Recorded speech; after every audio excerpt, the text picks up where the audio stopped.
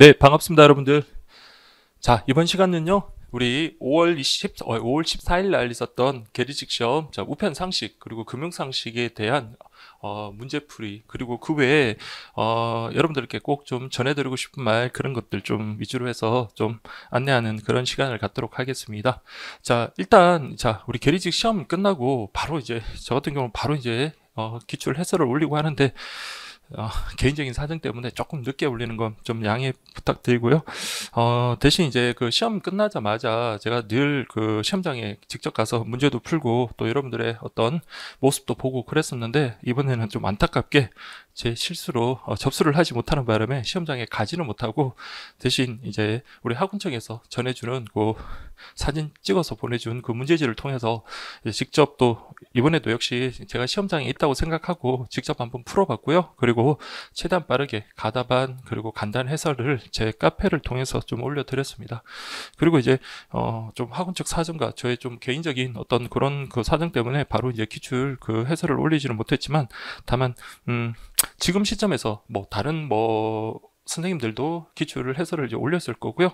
그리고 저도 그런 좀 시간이 좀 있어가지고 사실 오늘 오전 수업이 있다 보니까 그 오전 수업에 대한 어떤 준비도 하고요. 그리고 오후에 있을 요 수업에 대한 어떤 PPT를 준비하면서 좀 밤을 홀딱 샜습니다. 새고 난 다음에 잠을 자기도 애매하고 그래가지고, 그래서 이제 유튜브를 통해서 이제 우리 뭘 제 강의도 안 보지만 다른 선생님들 이제 강의 기출한 것도 해설한 것도 좀 보게 됐고요.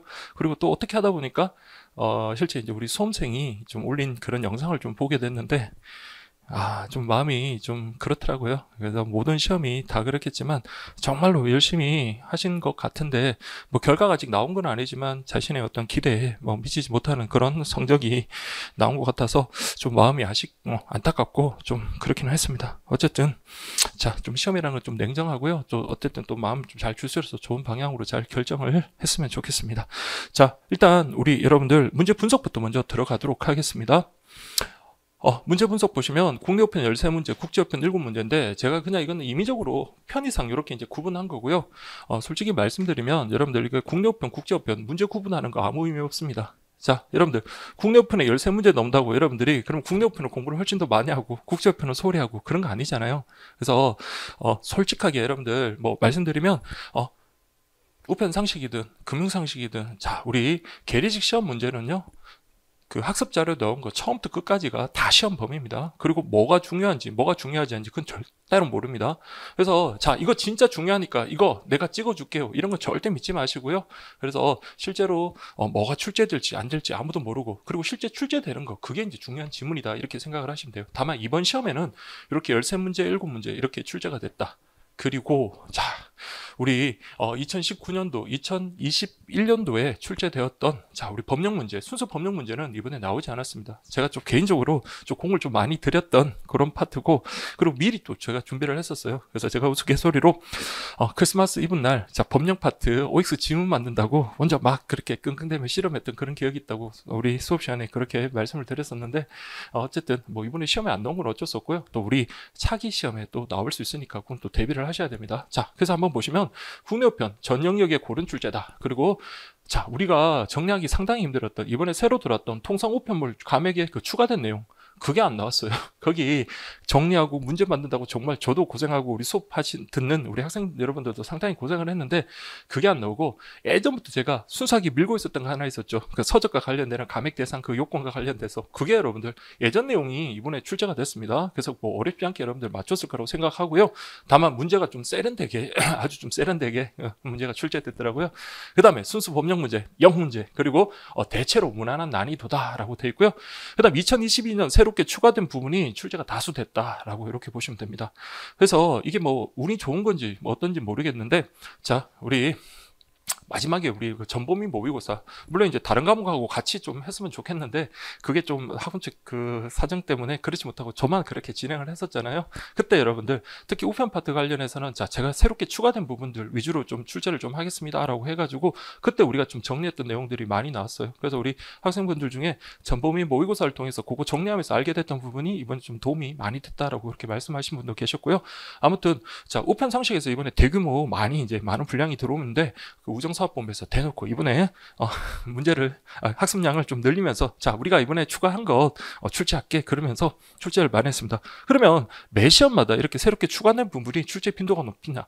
그건 아니었어요. 그래서 제가 2015년부터 강의를 했고요. 2016년 시험부터 제가 이제 실제 들어가고 그렇게 했었는데 새롭게 바뀐 부분, 저 같은 경우는 기존 책에다가 바뀐 부분 그거 다 하나하나씩 체크해가지고 바뀐 부분에 또 체크까지 다 해드리잖아요. 근데 실제로 이거 바뀌었으니까 이거 되게 중요한가 보다라고 생각해서 막 이렇게 수업을 하고 강조를 해도 그의 시험에 안 나올 가능성이 더 높았습니다. 다만 이제 그의 시험은 안 나오고 그 시험 바로 다음에 그렇게 출제된 가능성이 높았었거든요. 그래서 출제 지금까지 확률로 따지면 그렇게 됐습니다. 그런데 이번에는 추가하자마자 물론 우편상식과 금융상식이 분리된 그런 효과도 있겠지만 이번에 새롭게 추가된 부분 그렇게 출제가 다수됐다 그렇게 보시면 돼요. 그래서 방문 접수 소포 같은 경우 구체적인 내용들 나왔고요. 선택 등기 새롭게 들어온 것, 자 나만의 우표에서 기본형 시트형 홍보용 관련되는 문제 지문이 이렇게 나온 거고, 그다음 운송 용기, 운송 용어, 발차고 이런 것들은 이번에 다 새롭게 추가된 내용인데 이런 것들은 여러분들 좀 다행스럽게 막판에 좀 정리를 잘 하셨을 거예요. 그래서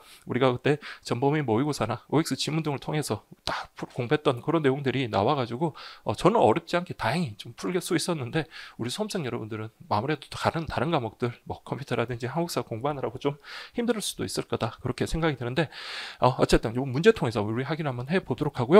그 다음 국제우편 파트 이제 7문제인데 자 다수 지엽적인 지문이 있으면 자 정답 선택에는 문제 없다. 자 감히 이렇게 제가 말씀드리는 거는 나중에 이제 문제풀이를 통해서 이제 확인을 해보시면 될 것 같고요.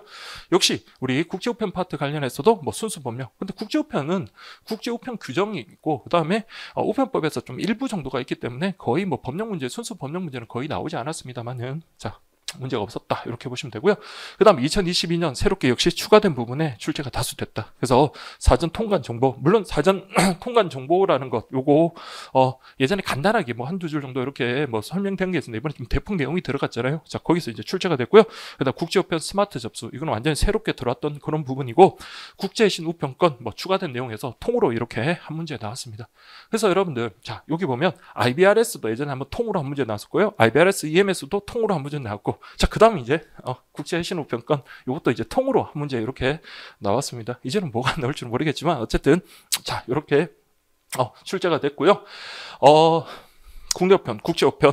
그래서 예전에는 정말 국내우편 같은 경우는 정말 단기간에 짧은 시간에 정리를 하면 금방 이렇게 고득점을 받을 수 있는 그런 정도의 분량이었어요. 물론 다소 지엽적인 문제가 나오면 어렵기는 했지만, 그리고 어느 정도 공부를 하신 분들 입장에서는 훨씬 더 절대적으로 좀 유리한 상태에서 그렇게 시험장에 들어갔습니다. 그래서 새롭게 좀 추가된 부분만 공부를 하면 됐었는데, 이번 시험 같은 경우는 워낙 추가된 부분이 많다 보니까 기존에 소위 기득권을 가졌던 어떤 재시생 이상들에 대해서는 그렇게 큰 어드밴티지는 없지 않나 그런 생각이 듭니다. 그러나 물론 기존에 있던 내용들에서는 안 바뀐 부분들이 많으니까 물론 이제 처음 이제 공부하셨던 조시생들보다는 아무래도 유리한 그런 상황에서 공부를 했지만, 근데 시험이라는 게 여러 번 본다고 또 장기간 공부한다고 또 유리한 건 아니고요. 다만 이제 수험에 있어서 방향성을 좀 잘 잡았으면 좋겠다라는 것, 그걸 좀 여러분들께 좀 정말 간곡히 말씀드립니다. 자, 그러면 보시면 공부 방법론이라는데요.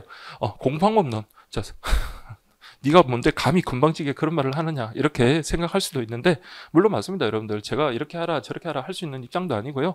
저 역시 공부를 잘했던 적도 있었고 또 못한 적도 있었고 그렇기는 하겠지만은 어쨌든 제가 타 과목보다 물론 여러분들 다른 과목, 타 직렬의 다른 과목도 제가 강의를 하고 있습니다만은 그 강의는요 매달 계속 업데이트되면서 계속 같은 강의를 하고 계속 또 문제풀이도 하고 강의도 하고 그러다 보니까 그 강의에 대해서는 여러분들 저뿐만 아니라 다른 선생님들도 마찬가지지만 다 자신감이 있으세요. 그래서 어떤 그 공부에 대해서 특별하게 설명드리지 않더라도 다들 잘 아시는데, 다만 이게 우편상식, 금융상식만큼은요 자 우리 모든 전국에 있는 모든 공무원 시험과 관련해서 자격증 시험도 마찬가지지만 유일하게 있는 과목이잖아요. 그래서 우편상식, 금융상식 저보다 다 훌륭하신 선생님들도 많고 그러겠지만, 그나마 제가 조금 이제 내세울 수 있는 거는 자 우리 진짜 좀 진정을 갖고 좀 전념을 다 했습니다, 여러분들. 그리고 실제 시험장 가면서 그냥 허투루 시험장 여러분들 보여주기 위한 식으로 그렇게 하는 게 아니라 저는 100점을 맞으려고 들어갔거든요. 그래서 비록 2019년도 100점에 실패했고 2021년에도 조금 틀렸어요. 그래서 그렇진 하지만 이번 시험만큼은 좀 더 좀 자신감 있게 그렇게 좀 들어갔으면 좋았을 건데, 아무튼 그런 그 시험장에 가서 계속 좀 느끼는 바가 있었습니다. 그러니까 실제 강의를 할 때 여러분들한테 뭐 PPT나 이런 거 띄워놓고 이렇게 설명했을 때 그런 느낌하고요, 막상 제가 시험장에 갔을 때 이게 어떻게 문제가 압박감으로 다가오는지 그걸 여러분들 정말 실제로 느끼고, 그래서 빨리 시험을 풀고 난 다음에 다른 분들 한국사나 컴퓨터 일반 뭐 영어 이런 것들 풀 때 저는 이제 이거 제가 그동안 강의했던 방향이 어떻게 좀 잘못된 건 있고, 또 다행히 이렇게 했더니 이렇게 효과가 있구나, 이런 것들을 좀 반성하는 좀 계기를 시험장에서 계속 갖게 됐었는데, 이번에는 좀 시험 끝나고 일단 문제를 갖다가 뭐 우리 카톡을 통해서 좀 받아다가 막 문제를 풀면서 되게 좀 기분이 좋았습니다. 이번에는 정말 나중에 이제 문제를 우리가 확인을 해보면 알겠지만, 실제 우리 일단 금융상식은 금융상식 파트에서 말씀드리기로 하고요. 우편상식에서 우리 실제 공부했던 분들 뭐 다 잘 푸신 건 아니겠지만, 그러나 우편상식은 고득점자가 상당히 많았었어요. 그래서 제가 2016년부터 2018년을 제외하고는 90점 넘는 분들을 거의 본 적이 없습니다. 그래서 그때는 우편 및 금융상식이었지만, 그런데 이번에 우편상식 같은 경우는 90점, 95점. 자, 그런 분들이 물론 이제 시험을 잘 봐서 연락을 하신 분도 있겠지만은 어쨌든 간에 뭐 그렇게 고득점을 하셔가지고, 근데 지금 시중에 이제 뭐 대충 예상하는 커트라인 뭐 지역별로 좀 차이는 있겠지만 한 60점대, 뭐 심지어 낮은 데는 50점대 후반까지도 바라보는 그런 데도 있던데, 근데 우편상식 네 과목 중에 한 과목이 90점 넘는다? 물론 다른 과목에 가락만 안 맞으면 절대적으로 유리한 점수가 될 수 있는 거죠. 물론 거기에다 금융상식까지 한 80점 이상이 됐다 그러면 상당히 여러분들 그 합격의 가능성이 높아지는 그런 고득점을 하신 겁니다. 자, 그래서 여러분들 우리 여기 한번 볼게요. 국내우편, 국제우편 파트 여러분들 한번 보시면, 자, 우리 금융상식에는 어느 정도 법이론이나 경제학적 이론이라든지 금융의 정말 순수한 어떤 금융상식 같은 그런 것들이 좀 필요합니다. 그러나 우편상식 같은, 물론 일부 이론을 알면은 좋기는 하겠지만, 물론 논리적인 전개를 통해서 좀 알면은 좋겠지만, 이론적인 내용보다는 단순 암기의 비중이 없습니다. 그런데 이걸 막 무작정 단순 암기할 게 아니라요. 자, 저랑 같이 공부하신 분들은 아시겠지만 어떻게 하면 좋아요? 비슷한 것끼리 묶어가지고, 그리고 실제 여러분들, 자, 내가 시험장에 간다고 생각했을 때 이걸 갖다가 정말 헷갈리지 않게끔 그렇게 떠올릴 수 있느냐, 그게 여러분들 가장 핵심입니다. 그래서 항상 공부를 하실 때 그냥 단순히 보고 해독수를 늘린다 이렇게 생각을 하지 마시고요. 자, 이게 우리가 단원별로 시험 보는 게 아니잖아요. 전 범위이기 때문에 그때 어떤 파트에 해당됐을 때 정말 우리가 듣도 보도 못한 그런 지문이 나오는 게 아니라 다른 영역 있는 지문을 끌어다가 그렇게 지문을 만들어서 시험을 문제를 낸단 말입니다. 그러면 그럴 때를 대비해서 여러분들이 정확하게 아는 것, 그런 방식으로 좀 하셔야 되는데, 특히 단순 암기 시 강사 의존 절대 하지 마십시오. 강사는 그냥 여러분들 수업, 물론 이제 진정성을 갖고 다들 하시고 하지만은, 그런데 그게 이제 본인하고 본인의 방법에 맞는 그게 중요하다, 이렇게 보시면 되겠습니다. 그래서 뭐 요약을 해가지고, 물론 뭐 저도 마음 먹으면 하루 이틀 정도 만에 책 다 끝낼 수 있도록 정말 열심히 하면 하겠죠. 근데 그런 게 문제가 아니라 우리 시험에 맞는 좀 특징이 맞는 그런 좀 시험을 좀 이렇게 준비를 하셔야 돼요. 그래서 이번에 시험도 보시면 알겠지만 책에 어디 막 전형에 어디 구석진데 거기서 시험에 나오고, 그 다음에 비스무리한 것들을 갖다가 섞어가지고 같이 섞어서 교차에 이렇게 해가지고 시험 지문 내기도 하고 그렇습니다. 그래서 그런 것들, 그러니까 단순 암기할 때 이렇게 강사에 의존하지 마시고 여러분들 스스로의 어떤 방식대로 딱 정리를 하셔서 그걸 내 걸로 만드는 거, 그게 중요하다, 그렇게 말씀드리고요. 저도 수업 시간에 말씀드렸지만 제가 만든 두 문자 그거 안 잊어먹으려고 운전할 때도 막 계속 얽기도 하고, 다른 수업할 때도 막 계속 그걸 떠올리기도 하면서 막 그렇게 하기도 한다 그랬잖아요. 계속 그런 식으로 반복을 하면서 내 거의 방법으로 그렇게 만드는 게 정말로 필요하다. 그래서 암기한 것 계속 되풀이 하셔야 돼요. 물론 저도 있습니다. 저 같은 경우도 지금 실제로 보면 지금 좀 몇 회독을 했어요. 그래서 저 같은 경우는 정말 책도 정말 좀 많이 쓰는 편이고, 강의도 우리나라에서 지금 우편상식, 금융상식 제일 많이 할 것 같은데, 그래도 몇 번을 봤던 것도 까먹기 마련입니다. 그런데 그렇게 반복을 하다가 마지막에 여러분들 한번 그런 효과를 누리시면, 뭐 우리 수험가에서 8, 4, 2, 1, 뭐 이런 식의 방법 점점 시간을 줄여가면서 계속 반복을 하다 보면 그게 시험장에서 정말 폭발적인 힘을 발휘한다, 그렇게 말씀드리고 싶고요. 그 다음에 늘 강조드립니다. 기산점, 뭐 운영주체, 장관이냐, 우정사업본부장이냐, 관할 지방우정청장이냐, 뭐 기관과 관련해서 1년, 2년 뭐 이런 것들, 그 다음에 제도적 차이 비교하는 것들, 이런 것들은 여러분들 절대적으로 그 부분만 봐가지고는 절대 도움이 안 됩니다. 그래서 이거는 반드시 묶어가지고 한번 정리하는 방법, 그렇게. 이번에도 여러분들 뭐 서적 관련해서 광고 같은 경우는 10% 초과하면 안 된다. 근데 그게 광고 관련한 게 서적만 있는 게 아니잖아요. 뭐 정기 간행물도 있었고 상품 안내서도 있었고 각각의 요건들이 다 다르단 말이에요. 그래서 그런 비슷한 개념들을 좀 묶어가지고 그렇게 정리하는 거, 그게 좀 필요하다, 그렇게 보시면 되겠습니다. 그 다음에 계산 문제, 법령 문제 대비하기라고 했는데요. 자, 여러분들 이번 시험이 절대적인 그게 아닙니다. 그래서 다음 시험에, 그래서 이번 시험을 갖다가 보고 법령 문제 안 나왔네, 계산 문제 안 나왔네, 그래서 다음 시험에 이거 빼고 공부해야지, 그런 생각은 절대 하지 마십시오. 자, 절대 하지 마시고요. 지금 특히 여러분들 이 강의를 제 수업 지금 제가 하는 것을 보고 있는 분들, 특히 이제 초시생 이상이 이제 됐잖아요. 재시생이 되겠네요. 재시생 이상이 만약에 점수가 이번에 좀 미처 좀 안 나와서 그런 분들, 차기 준비하시는 분들 같은 경우는 내가 약한 부분을 먼저 공부하세요. 그래서 자, 우리 금융상식에서의 어떤 뭐 세액 계산하는 문제라든지 아니면 우편 그 관련해서 자, 내가 정말 통상 우편물 감액 이 부분만큼은 내가 한번 진짜 제대로 한번 정리하겠다라고 생각한다면 그 책을 정말 씹어 먹을 수 있을 정도로 그렇게 그 파트만 그렇게 한번 해보십시오. 그렇게 해서 그 문제가 너무 나는 무조건 맞추겠다고 생각하시고요. 물론 이제 타 과목하고 어떤 균형을 이루기 위해서 우편상식, 금융상식에 지금 막 엄청나게 힘을 쏟을 필요는 없겠지만, 그러니까 본인이 취약한 것을 시간이 있을 때 미리 준비를 하는 게 정말로 필요합니다. 그래서 남들처럼 처음부터 또 우편의 의, 좁은 의미, 넓은 의미, 뭐 우편 보호 규정, 그거 여러분들 우리 수험생들은 다 알거든요. 그래서 뭐 유튜브나 틀어도 다 뭐예요? 샘플 강의는 다 1강 해가지고 그것만 다 보는데, 그것만 보더라도 여러분 10회동은 다 하겠습니다. 근데 그걸 볼 게 아니라 정말로 내가 필요한 부분, 그걸 여러분들 정말 한번 해보십시오. 그래서 저도 똑같습니다. 저도 처음에 세액 계산 문제 나왔을 때 이게 뭐야?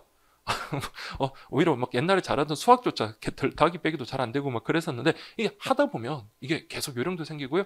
또 시간도 많이 단축할 수 있으니까 그걸 여러분 꼭 좀 염두에 두자라고 그렇게 말씀을 드리고 싶고요. 자, 그 다음에 이제 2020년 우편 상식 난이도 및 예상 점수라고 되는데요. 이거는 자, 여러분 순전히 제가 딱 시험 끝났을 때 제가 생각했던 그 내용입니다. 그리고 나중에 이제 실제 우리 학생들의 체감 난이도라든지 학생들의 점수를 받을 때는 제가 생각했던 것보다 조금 낮구나 이런 생각이 좀 들었어요. 그래서 충실히 공부한 학생, 자, 문제 보면 알겠지만 100점도 충분히 받을 수 있는 그런 난이도고요. 근데 그렇다고 막 엄청 쉬웠다 그런 건 아닙니다. 제가 말씀드린 거 충실히 공부한 학생, 정말 이제 공부 방법론을 알고 또 열심히 하셨던 그런 분들을 생각을 한 거고요. 예전 2019년처럼 열심히 해도 못 푸는, 그러니까 저도 지금 다시 그걸 알고 풀면 풀겠지만 그걸 조차 모르고 접근할 때 그다음 공부 아무리 하더라도 100점을 받을 수 없는 그런 문제는 아니었다, 그렇게 말씀을 드리고요.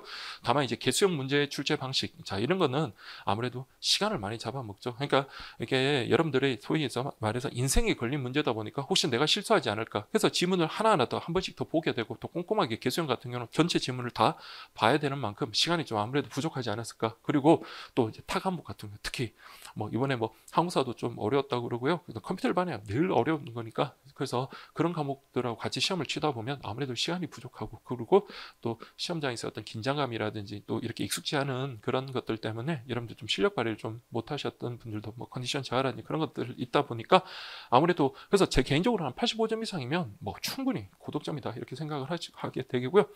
자, 그 다음에 이제 우편상식은 아무래도 금융상식보다는 평이하다는 말들이 많았습니다. 그래서 우리 학생들 점수 이렇게 알려준 것, 자, 보면은 뭐 카페라든지 메일이라든지 쪽지라든지 그런 걸 통해서 이제 그냥 우리 수험생이 좀 부끄럽게 이렇게 선생님 이렇게 점수 받았어요 이렇게 말씀하시는데, 보니까 우편상식은 90점대 넘는 분들이 좀 꽤 되세요. 그러나 금융상식 같은 경우는 90점대가 그렇게 많지는 않은 것 같습니다. 그래서 한 80점대 뭐 받은 분들 경우 70점대도 좀 많이 계시는 것 같고, 그래서 그런 점수도 여러분들 괜찮은 점수인 것 같습니다. 그래서 뭐 다른 과목은 제가 잘 모르니까요. 자, 그렇게 하시고, 그래서 대체로 금융상식보다 점수가 높다는 수험생들 많고요. 그리고 90점 이상 되는 분들도 꽤 되는 걸로 그렇게 말씀을 하시더라고요.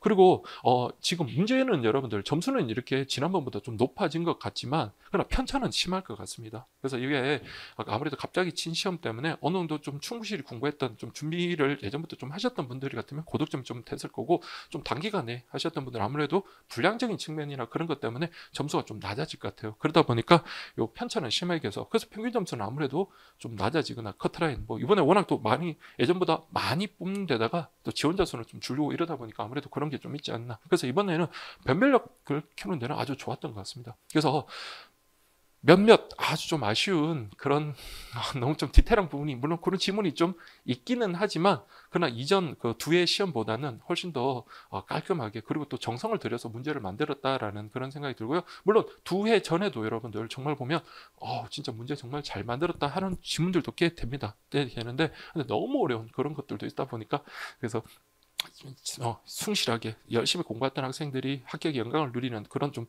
정의로운 그런 시험이 돼야 되는데, 그렇지 못했던 시험이 좀 2019년 같은 그런 경우였거든요. 그러나 이번 시험은 정말로 충실히 공부했던 분들, 그리고 공부 방법론을 좀 알았던 분들이라면 좀 잘 보지 않았을까 그런 생각이 듭니다.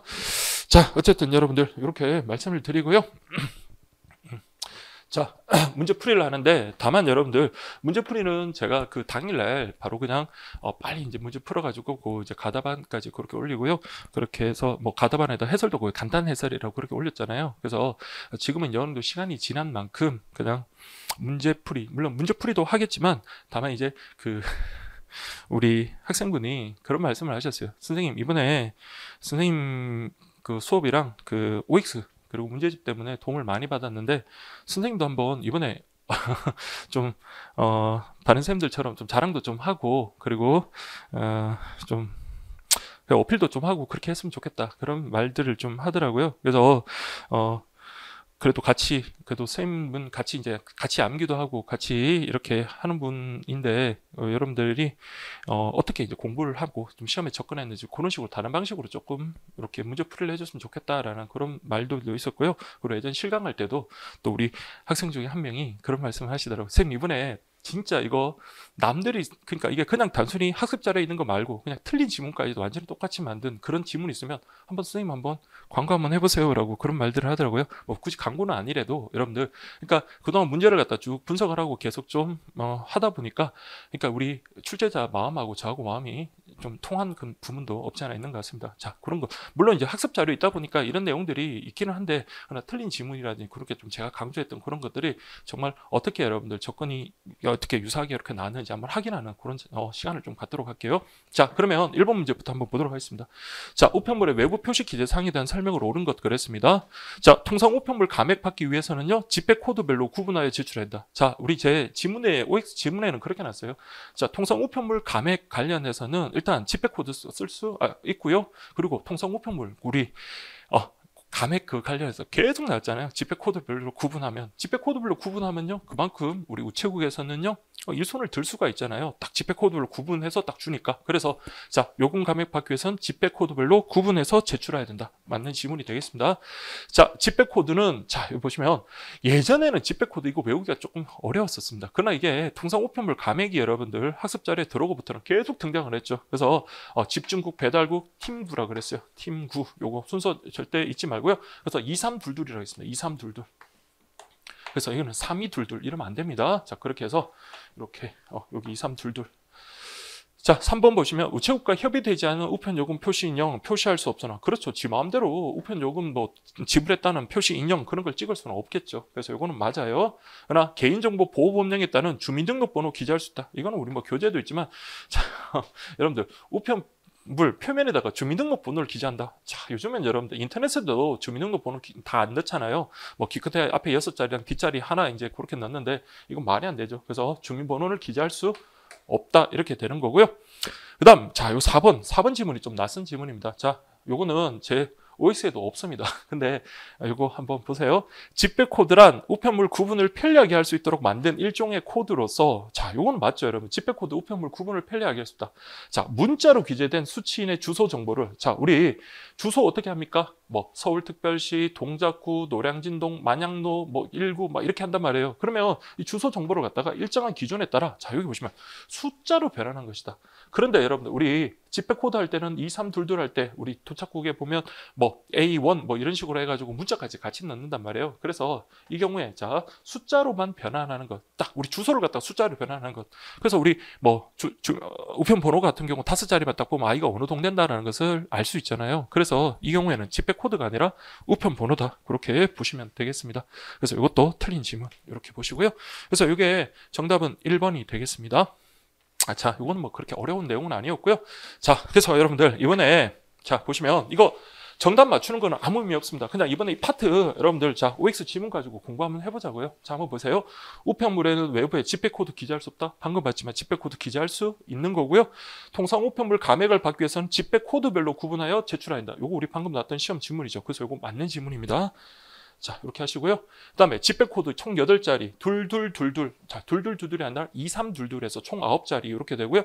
보시면 집배 코드 이렇게 문자하고 숫자하고 이렇게 같이 이렇게 들어가고 있습니다. 그래서 여기 이렇게 표현이 되고요. 그래서 우리 요게 첫 번째 앞에 2자리가 뭐다? 집중국, 도착 집중국. 그 다음에 여기 3자리가 배달국. 그 다음에 여기가 팀구라 있습니다. 집배팀, 집배국, 집배국, 집배국.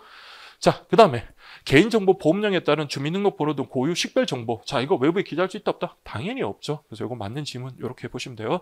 그래서 이거 공부하실 때 이렇게 지문하고 이렇게 해설되는 거 같이 보시면 굳이 교재를 나중에 보시면 확실히 입체적으로 그렇게 볼 수 있고요. 그 다음에 우편 번호는 잠깐만요. 예. 아이고. 자, 죄송합니다. 자, 우편 번호는 국가 기초구역 도입에 따라 인구수에 따라 구역을 설정한 게 아니라 그랬죠. 이거는 지형 지부를 경계로. 그래서 저는 요거를 좀 밀었는데 요게 나오진 않고요.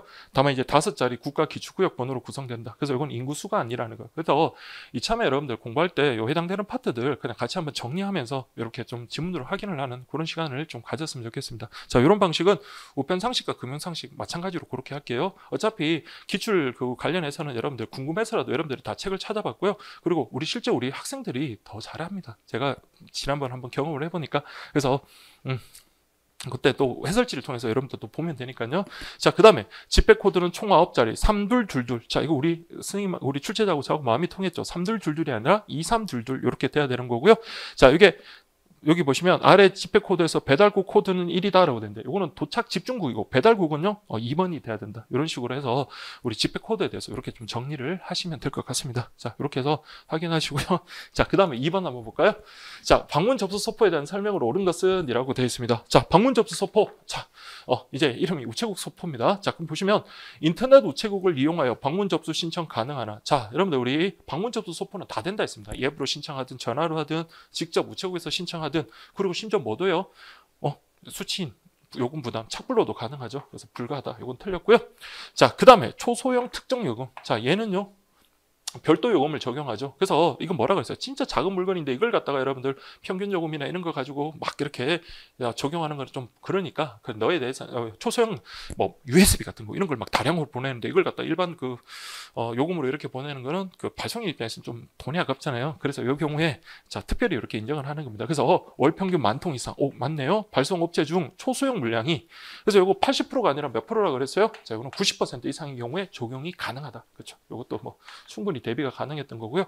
자, 3번. 요거는 여러분들 뭐 OX 지문에도 있고 요것도 우리 그 마지막 전범위 모의고사에서 했던 건데 연합체 발송 계약하고 다수지 발송 계약하고 좀 구분하라 했죠. 자, 연합체 발송 계약이란 계약자가 주계약 우체국을 지정하여 이용 계약을 체결하고 자, 여기 보니까 여러 우편 관세에서 별도의 계약 없이 자, 여기 보시면 계약 소표를 발송하는 거다. 그러니까 여러 우편 관세에 별도의 계약 없이 그냥 계약 소표를 발송한다. 그러면 여러 개예요, 여러분들. 자, 이렇게 우체국 하나에다가 계약은 체결하고 우리 발송하는 것이 다수시입니다. 그래서 요거는 다수시 발송 계약이다. 이렇게 가야 돼요. 그래서 요게 연합체 발송 계약하고 다수시 발송 계약은 반드시 좀 구분하라 그랬죠. 그래서 하나의 우편 관수와 계약을 체결하느냐, 여러 개의 우편 관수와 계약을 체결하느냐, 요것만 구분하시면 어렵지 않다 그랬어요. 그래서 요것도 잘못된 겁니다. 자, 그 다음에 우리가 연간 계약에서 1년 이상 이런 걸 공부했었는데 다만 우리 방문 접수 소포 같은 경우는 연간 계약만 있는 게 아니라 그랬죠. 그래서 한시적 우리 계약 소포 발송 계약이 있습니다. 요거는 여러분 1개월 이상 하지 말라 그랬어요. 요거는 1개월 이내가 아니라 3개월 이내라는 것. 그래서 여기 3개월 이내 자 한시적으로 계약 소포 발송하는 것이다. 맞는 지문이 되겠습니다. 자, 그래서 여러분들 요 방문 접수 소포 같은 경우 또 여러분들 또 기출 나올 수 있으니까 잘 정리를 하시기 바랍니다. 자, 이렇게 보시고요. 그래서 자, 이 문제 정답은요 4번 이렇게 보시면 되겠습니다. 자, 보시면 우체국 소포는 전화나 인터넷 이용가지만 수취인 부담은 이용할 수는 없다? 아니죠. 우리 방금 기출에도 나왔지만 수취인 부담 이용 가능하다. 이렇게 가야 되겠고요. 자, 다음 이거 좀 글자가 좀 안 보일 수 있는데 자, 요건 제가 제 카페에다가 여러분들 다 올려드리겠습니다. 그래서 필요하신 분들은 뭐 출력까지 안 하더라도 여러분들 그냥 이렇게 컴퓨터 화면에 띄워놓고 그렇게 보시든지 아니면 뭐 핸드폰에 이렇게 늘려가지고 보시든지 그렇게 하시면 돼요. 자, 보세요. 자, 초소형 특정 요금이란 초소형 계약 소포에 대해서 규격 물량 단계별 요금 적용하지고 자, 이때는 뭐다? 초소형 특정 요금이란 규격 물량 단계별 요금 그리고 평균 요금 둘 다 적용 안 하는 겁니다. 그래서 이거 적용하지 않는다. 그래서 이거는 X 이렇게 하고요. 초소형 특정 요금의 경우 월 평균 10,000통 이상 발송업체 중 초소형 물량이 자 50% 이상이 아니라 이건 뭐예요? 90% 이상이다. 90% 이상. 그 다음 초소형 소포란 상자 기준으로 자 이것도 하나 알아두세요. 초소형 소포라는 게 도대체 크기가 얼마고 중량이 얼마냐 했더니 자 2kg 아니에요. 이거는 1kg입니다. 1kg이 하고 35가 아니라 50cm야. 그래서 이거는 암기하세요. 1kg 50cm야. 이렇게 돼야 되고요. 다만 폴리백 비닐 같은 경우는 규격 외부에 이거 크기를 잴 수가 없잖아요. 비닐을 갖다 어떻게 크게 잽니까? 그래서 이거는 뭐만 충족하면 된다? 중량이 1kg만 충족하면 된다. 그렇게 보시면 되겠고요. 자, 그 다음에 계약 소포는 계약 기간이 최소 12개월이므로 이보다 짧은 기간 발송 계약 체결할 수 없나요? 우리 방금 봤지만 한시적 발송 계약 같은 경우는 3개월 이내에도 할 수 있다. 이렇게 돼야 되겠고요. 유사 지문에 보시면 계약 소포에서 한시적 발송 계약이란 각종 행사든 1개월 이내 한시적으로 계약 소포 발송하는 것 그거 아니라 그랬어요. 3개월 이내다. 이렇게 보시면 되겠습니다. 그래서 이렇게 확실하게 좀 해주시면 되고요. 자, 그 다음에 보세요. 계약자가 주계약 우체국을 지정하여 택배 계약을 체결하고, 자, 여기도 보세요. 여러 우편관세에서 별도의 계약 없이, 자, 여러 우편관세에서 별도의 계약 없이 계약 소표 이용 발송하는 것. 그래서 여러 곳에서 발송하는 것. 이렇게 했으니까 요건 뭐다? 다수지 발송 계약. 그래서 요거 우리 방금 나왔던 것처럼 연합체 발송 계약이 아니라 여러 곳에서 발송하는 것. 그래서 요거는 다수지 발송 계약. 이렇게 보시면 되고요. 그래서 연합체 발송 계약이라는 건 뭐라 그랬어요? 우리 시장 같은 데 보면 우리 상인들 택배 보낼 때 어느 한 곳에 집합지 이렇게 딱 만들어 놓고 다 이렇게 모아가지고 한 번에 이렇게 싹 보내는 거. 그게 바로 뭐다? 연합체 발송 계약이다. 그래서 이게 다수지 발송 계약, 연합체 발송 계약. 자, 이번에도 나왔지만 또 나올 수 있으니까 잘 보시고요. 그 다음 반품 등 다수의 발송인으로부터 소포를 수취하는 자와 체결하는 계약, 반품 계약 맞죠 여러분들? 근데 반품 계약 요거 역시 연간 계약이라 그랬어요. 그래서 12개월을 계약 기간으로 한다. 맞는 지문이고요. 다음에 두 번째 보시면 일반 계약, 연합체 발송 계약, 다수지 발송 계약, 반품 계약은 모두 연간 계약. 그래서 우리 아까 한시적 발송 계약 말고 얘네들은 다 뭐다? 연간 계약이다. 그렇게 보시면 되겠습니다. 자, 이렇게 해서 확인하시면 되고요. 이렇게 하니까 또 더 힘드네요. 자, 그래도 여러분들, 자, 뭐 쓸데없는 소리 하기보다는 그래도 또 공부에 도움되는 방향으로 좀 우리 다음 시험을 대비해서 그렇게 하겠습니다. 자, 선택 등기 서비스 이거 새로 들어온 거죠. 처음에 여러분들 등기로 여러분들 취급을 하죠. 물론 준등기 취급하는 겁니다. 그래서 우리 배달될 때까지는 자, 우리 등기로 이제 가는 거고요. 그 기록 취급이 됐다가 다만 이제 2차 때 그때 없으면 이제 폐문 부재 같은 경우에 그때는 이제 우편함에 넣을 수 있는 그런 거라 그랬죠. 원래 등기 같은 경우는 자, 이거 갔다가 수신이 없으면 어떻게 합니까? 물론 우편물 종류에 따라 다르긴 하지만 다시 반송되는 거예요. 그래서 반송이 필요 없을 때 그냥 우편함이라도 넣어주세요라는 게 그게 바로 선택 등기라고 했습니다. 자, 취급 대상은 2kg, 특급 취급 시 30kg 이하의 통상 우편물. 자, 요건 꼭 기억하세요. 선택 등기, 준등기 다 뭐를 대상으로 한다? 통상 우편물을 대상으로 한다. 맞고요. 이건 우리 통상 우편물을 하면 뭐 2g에서 6,000g이라고 했듯이 여기도 그냥 6,000g, 그럼 6kg이다. 다만 특급 취급하면 30kg. 요거는 맞죠. 2번 전자우편 1길 특급, 다음 계약 등기, 발송 후에 배달 증명에 부가 취급이 가능하다. 자, 근데 여러분들 선택 등기 같은 경우는 배달 증명은 가능해요. 그러나 배달 증명이라는 게 뭡니까? 상대방이 받았음을 증명해 주는 건데, 아까 우리 선택 등기가 처음에는 여러분들 등기처럼 이제 직접 확인을 해서 직접 전해주지만 그게 안 되면 우편함에 넣어두잖아요. 근데 우편함에 넣어둘 때 그 사람이 직접 수령했는지 안 했는지를 알 수가 없습니다. 그래서 발송 후에 배달 증명이라는 것은 그냥 우편함에 넣었을 때는 발송 후에 배달 증명을 할 수가 없다. 그렇게 가야 되겠죠. 그래서 우편함에 배달이 완료된 경우 발송 후 배달 증명 청구할 수 없다. 이렇게 돼야 되겠습니다. 자, 그리고 그렇게 했으면 여러분 배달 증명은 되죠. 그래서 여기 보시면 부가 취급되는 건 정확하게 알아두셔야 돼요. 전자우편. 자, 그러면 이제 1길 특급. 그러면 뭐는 안 된다? 당일 특급은 안 된다는 거. 그런 거 좀 체크를 하시고요. 계약 등기. 그리고 항상 제가 배달 증명 넣으면 내용 증명도 함께 같이 연결하라 그랬죠. 그러면 배달 증명은 되겠지만 뭐는 안 된다고요? 내용 증명은 내용 증명은 여러분 수취인한테 직접 전해주고 서명까지 받아야 되는 건데 이거 우편함에 넣을 수는 없는 거잖아요. 그래서 내용 증명은 아니다까지 이렇게 하시고요. 자, 이건 뭐라고 했습니까? 통상 우편물을 했으니까 접수한 다음 날로부터 3일 이내 그렇게 가면 되겠고요. 자, 이거는 여러분들 너무 질리도록 했던 겁니다. 그리고 문제집에 너무 많이 넣어가지고 좀 죄송할 정도로 손실 망실일 때 최대 5만 원까지 배상. 자, 여러분 5만 원 배상한다. 이러면 털려요. 최대 배상 한도가 5만 원이다. 이렇게 가야 돼요. 그래서 5만 원까지 이렇게 한다. 그러나 안타깝습니다만은 자, 우리 5만 원이 배상 한도인 것은 뭐예요? 선택 등기가 아니라 준 등기고, 자, 우리 선택 등기는 얼마까지? 10만 원까지 이렇게 해서 두 개 비교하는 것도 엄청 많이 냈고요. 그러나 선택 등기든 중 등기든 둘 다 통상 우편물을 대상으로 하고 지연에 대해서는 배상하지 않는다는 것은 공통점입니다. 그래서 배달이 완료된 후에 발생한 손실 망실에 대해서는 제외한다. 자, 우리 배달이 완료됐다.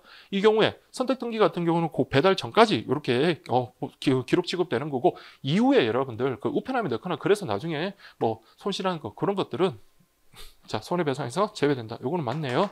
그래서 이게 10만 원이냐 5만 원이냐 이렇게 구분하시면 되겠습니다. 자, 그래서 우리 옳은 것 하면 2번 이렇게 보시고요. 자, 이것도 빨리 한번 보겠습니다, 여러분들. 자, 선택 등기 서비스의 경우 6kg까지 맞죠? 그러나 통상 소포가 아니에요. 통상만 되고 소포는 대상으로 되지 않고 특급 지급은 30kg까지 가능하다. 이렇게 돼야 되겠고요. 유사 지문 1번 선택 등기 서비스의 경우 50g까지 통상 우편물. 자, 50g이 아니라요. 자, 요거 50g은 제가 왜 생각했습니까? 우리 봉투 같은 경우는 3에서 50g, 엽서 같은 경우는 2에서 5g 그랬죠. 그래서 이게 50g 한번 넣어봤는데 이건 나오진 않았네요. 그래서 이거는 6kg까지다. 그렇게 보시면 되겠습니다. 자, 그 다음 선택 등기 서비스는 전자우편 2길 특급, 자, 이런 거 살펴보시고 이렇게 내용 증명 들어가면 안 된다 그랬습니다. 그래서 계약 등기까지는 부가 취급할 수 있지만 내용 증명은 안 되고요. 선택 등기 서비스 배달 기한은 접수한 다음 날부터 3일 이내 이렇게 가야 되겠죠. 다음에 이제 2길 특급에 부가 취급하면 접수한 다음 날까지가 되겠죠. 자, 그래서 요건 뭐 같은 여기 보면 접수한 다음 날 또 3일 이내지만 2길 특급하면 접수한 다음 날까지 된다. 맞는 질문. 자, 우리 선택 등기. 여러분들 통상 우편물 같은 경우는 등기 취급하나 일반 우편물이나 다 뭡니까? 접수한 다음 날부터 3일 이내잖아요. 15번 선택 등기 서비스는 발송 후 배달 증명 부가 취급할 수 있는데 이때 우편함에 배달이 완료된 경우에 가능하다. 이거 반대죠. 우편함에 배달되면요. 이거 발송 후 배달 증명할 수가 없다. 이렇게 돼야 되겠고요. 그다음 무인 우편함. 근데 이건 조심하셔야 돼요. 이번에 나오지는 않았지만 오히려 무인 우편함에 배달한 경우는요. 발송 후 배달 증명이 가능하다. 이렇게 돼야 되겠습니다. 그래서 부가 취급할 수 있다. 이렇게 발송 후 배달 증명 부가 취급할 수 있다. 이거 두 개 좀 구분하시면 되겠고요. 머리 많습니까? 자, 선택 등기 서비스는 손실 망실 최대 5만 원까지 손해배상 제공한다. 이번 다 나왔던 지문들이죠. 5만 원이 아니라 10만 원까지다. 이렇게 하시고요. 준등기가 5만 원 이렇게 하시고 유사 지문 선택 등기 서비스는 손실 망실이 하나요. 10만 원을 손해배상한다. 이런 걸 조심하셔야 돼요. 이게 말장난이 아니라 그랬습니다. 10만 원까지 손해배상. 그러니까 최고 한도고 그 한도 내에서 실제 손해액을 배상하는 거다. 항상 여러분들 배상 한도하고 실제 손해액이 있으면 작은 쪽으로 가면 된다라고 했습니다. 자, 그래서 10만 원 손해배상 X. 그다음 선택 등기 서비스는 지연 배상에 대해서 지연 배상은 손해배상 안 하죠. X. 그 다음에 선택 등기 서비스는 배달 완료 후 손실 망실된 경우 최대 10만 원까지 손해배상한다. 자, 배달 완료된 후에 손실 망실에 대해서는 배상하지 않는다. 자, 이런 식으로 다양하게 한번 바꿔봤습니다. 그래서 이런 거 열심히 연습했던 분들은요, 이번 시험 이건 뭐 틀릴 가능성도 없습니다. 그냥 틀릴 거 아닌 것 같습니다. 자, 어쨌든 이렇게 해서 보시면 되겠고요. 그 다음 4번 한번 볼까요? 자, 선납 라벨 서비스 대한 내용으로 옳은 것을 모두 고르면 이라고 되어 있습니다. 자, 여러분 선납 라벨 서비스 하면 선납 등기, 선납 준등기, 선납 일반 통상 라벨 서비스 이 세 가지로 구분하고요. 그리고 선납 라벨 서비스와 관련해서 그 델티 쪽에 여러분 보시면 공통사항이라고 됐던 부분이 있었죠. 그래서 요거 제가 문제집에도 단일 문제를 한번 냈었는데 요거 참 출제하기 좋다 그랬습니다. 근데 아니야 다를까 이번에 정말로 땡큐 이렇게 출제했네요. 그래서 예전에 유효기간인데 이번에 사용 권장기간 요게 정확한 표현이겠죠. 사용 권장기간 경과로 자, 인쇄 상태 불량이거나 일부 훼손. 자, 이런 경우 우리 돈 같은 경우도 여러분들 보면 일부 뭐 훼손되거나 그러면 돈 바꿔주죠. 그러나 완전히 뭐 훼손되면 안 바꿔줍니다. 그럼 여기도 마찬가지예요. 요 경우에는 자, 발행 번호와 금액으로 출력이 가능하다. 오케이. 재출력 가능하고요. 그 다음에 훼손 정도가 자, 요거하고 두 개는 반드시 구분하자 그랬어요. 심각해서 자, 식별이 불가능하다. 이러면 여러분들 재출력 요거는 불가능하다. 이렇게 돼요. 재출력 가능이 아니라 불가능. 세 번째, 우편물 접수 시 우편 요금보다 라벨 금액이 많다. 자, 잉여 금액 환불되나요? 안 된다 했습니다. 자, 요거 여러분들 기억할 거 뭐하고 구분하라 했습니까? 선납 일반 통상 라벨의 경우에는요. 이거 우편 요금보다 비싸기 때문에 한번 쓰고 남기고 우리 그 잔액에 대해서는 환불을 안 해주잖아요. 그래서 아까 보니까 어떻게 하셨다? 분할이 가능하다 했습니다. 그때는 뭐만 가능하다? 선납 일반 통상 라벨에 대해서만 분할이 가능하다고 그랬고요. 지금처럼 요거 원칙적으로 잉여 금액에 대해서는 환불이 안 된다라는 거 그걸 기억하시라 그랬습니다. 그리고 자, 우리 구매 당일에 한해서 판매 우체국에서만 자, 요거 환불 처리 가능하다. 그러니까 이런 게 진짜 어렵습니다. 정말 따져보면. 근데 요거는 충분히 정리가 됐을 거라고 생각이 드는데 그래서 요거는 통으로 이렇게 정리를 하셔야 돼요. 그래서 우리 선납 라벨 서비스 관련해서는 자, 우리가 구매한 당일내 그때 뭐 할 수 있다고요? 접수 취소를 할 수 있습니다. 자, 그래서 구매 당일에 한해서 이렇게 해서 환불 처리가 가능하다. 그래서 요거 맞는 질문이에요. 그래서 이렇게 해서 기억 리얼 이렇게 보시면 되겠습니다. 그래서 정답은 2번이고요. 자, 그 다음에 자, 한번 복습해 볼까요? 사용 권장 기간 경과로 인쇄 상태가 불량, 훼손 정도가 심각하여 자, 판매 정보가 식별이 불가능한 경우 재출력이 불가하다. 자, 이건 두 개를 구분해야 되죠. 앞에 거는 가능, 뒤에 거는 불가능. 이렇게 되는 거고요. 다음 밑에 보시면 선납 라벨의 훼손 정도가 심각하여 이렇게 식별이 불가능한 경우라도 구입 후 1년 이내라면 재출력 가능하다. 이런 헛소리 죄송합니다. 이런 단서가 들어가면 안 돼요. 그래서 이때는 재출력 이거 불가하다. 이렇게 가야 되겠습니다. 자, 이렇게 하시고요. 자, 그 다음에 선납 라벨 구매 고객이 취소를 요청하는 경우 구매 후 다음 날까지 판매 후 채국만이 아니라 언제까지요? 당일까지. 당일. 그러니까 당일에 한해서 가능하다. 이렇게 돼야 되겠고요. 그 다음에 우편물 접수 시 우편 요금보다 라벨 금액이 많다. 잉여 금액에 대해서 자, 환불은 안 돼. 이렇게 가야 되겠고요. 그 다음 우편물 접수 시 우편 요금보다 라벨 금액이 많은 경우 선납 일반 통상 라벨에 한해 환불이 가능. 자, 여러분 환불은 선납 일반 통상 라벨도 안 된다 했습니다. 그래서 이런 게 진짜 시험장에 가면 헷갈리기 쉽다라고 제가 수업 시간에 많이 말씀드렸죠. 그래서 선납 일반 통상 라벨 같은 경우 분할은 가능하지만 환불은 안 된다는 거 꼭 기억하시라고 했습니다. 자, 이렇게 보시면 되고요. 자, 이렇게 하시면 되고, 자, 그 다음에 이제 내용 증명 우편 보세요. 내용 증명 우편은 물론 이제 중간에 예전에는 좀 한번 추가된 적도 있기는 있습니다만은 거의 내용이 바뀌지 않았던 그런 내용입니다. 자, 그래서 내용 증명 우편물 보시면 문서 위외 물건도 자, 우리 내용 증명의 대상이 될 수 있다 이렇게 됐네요.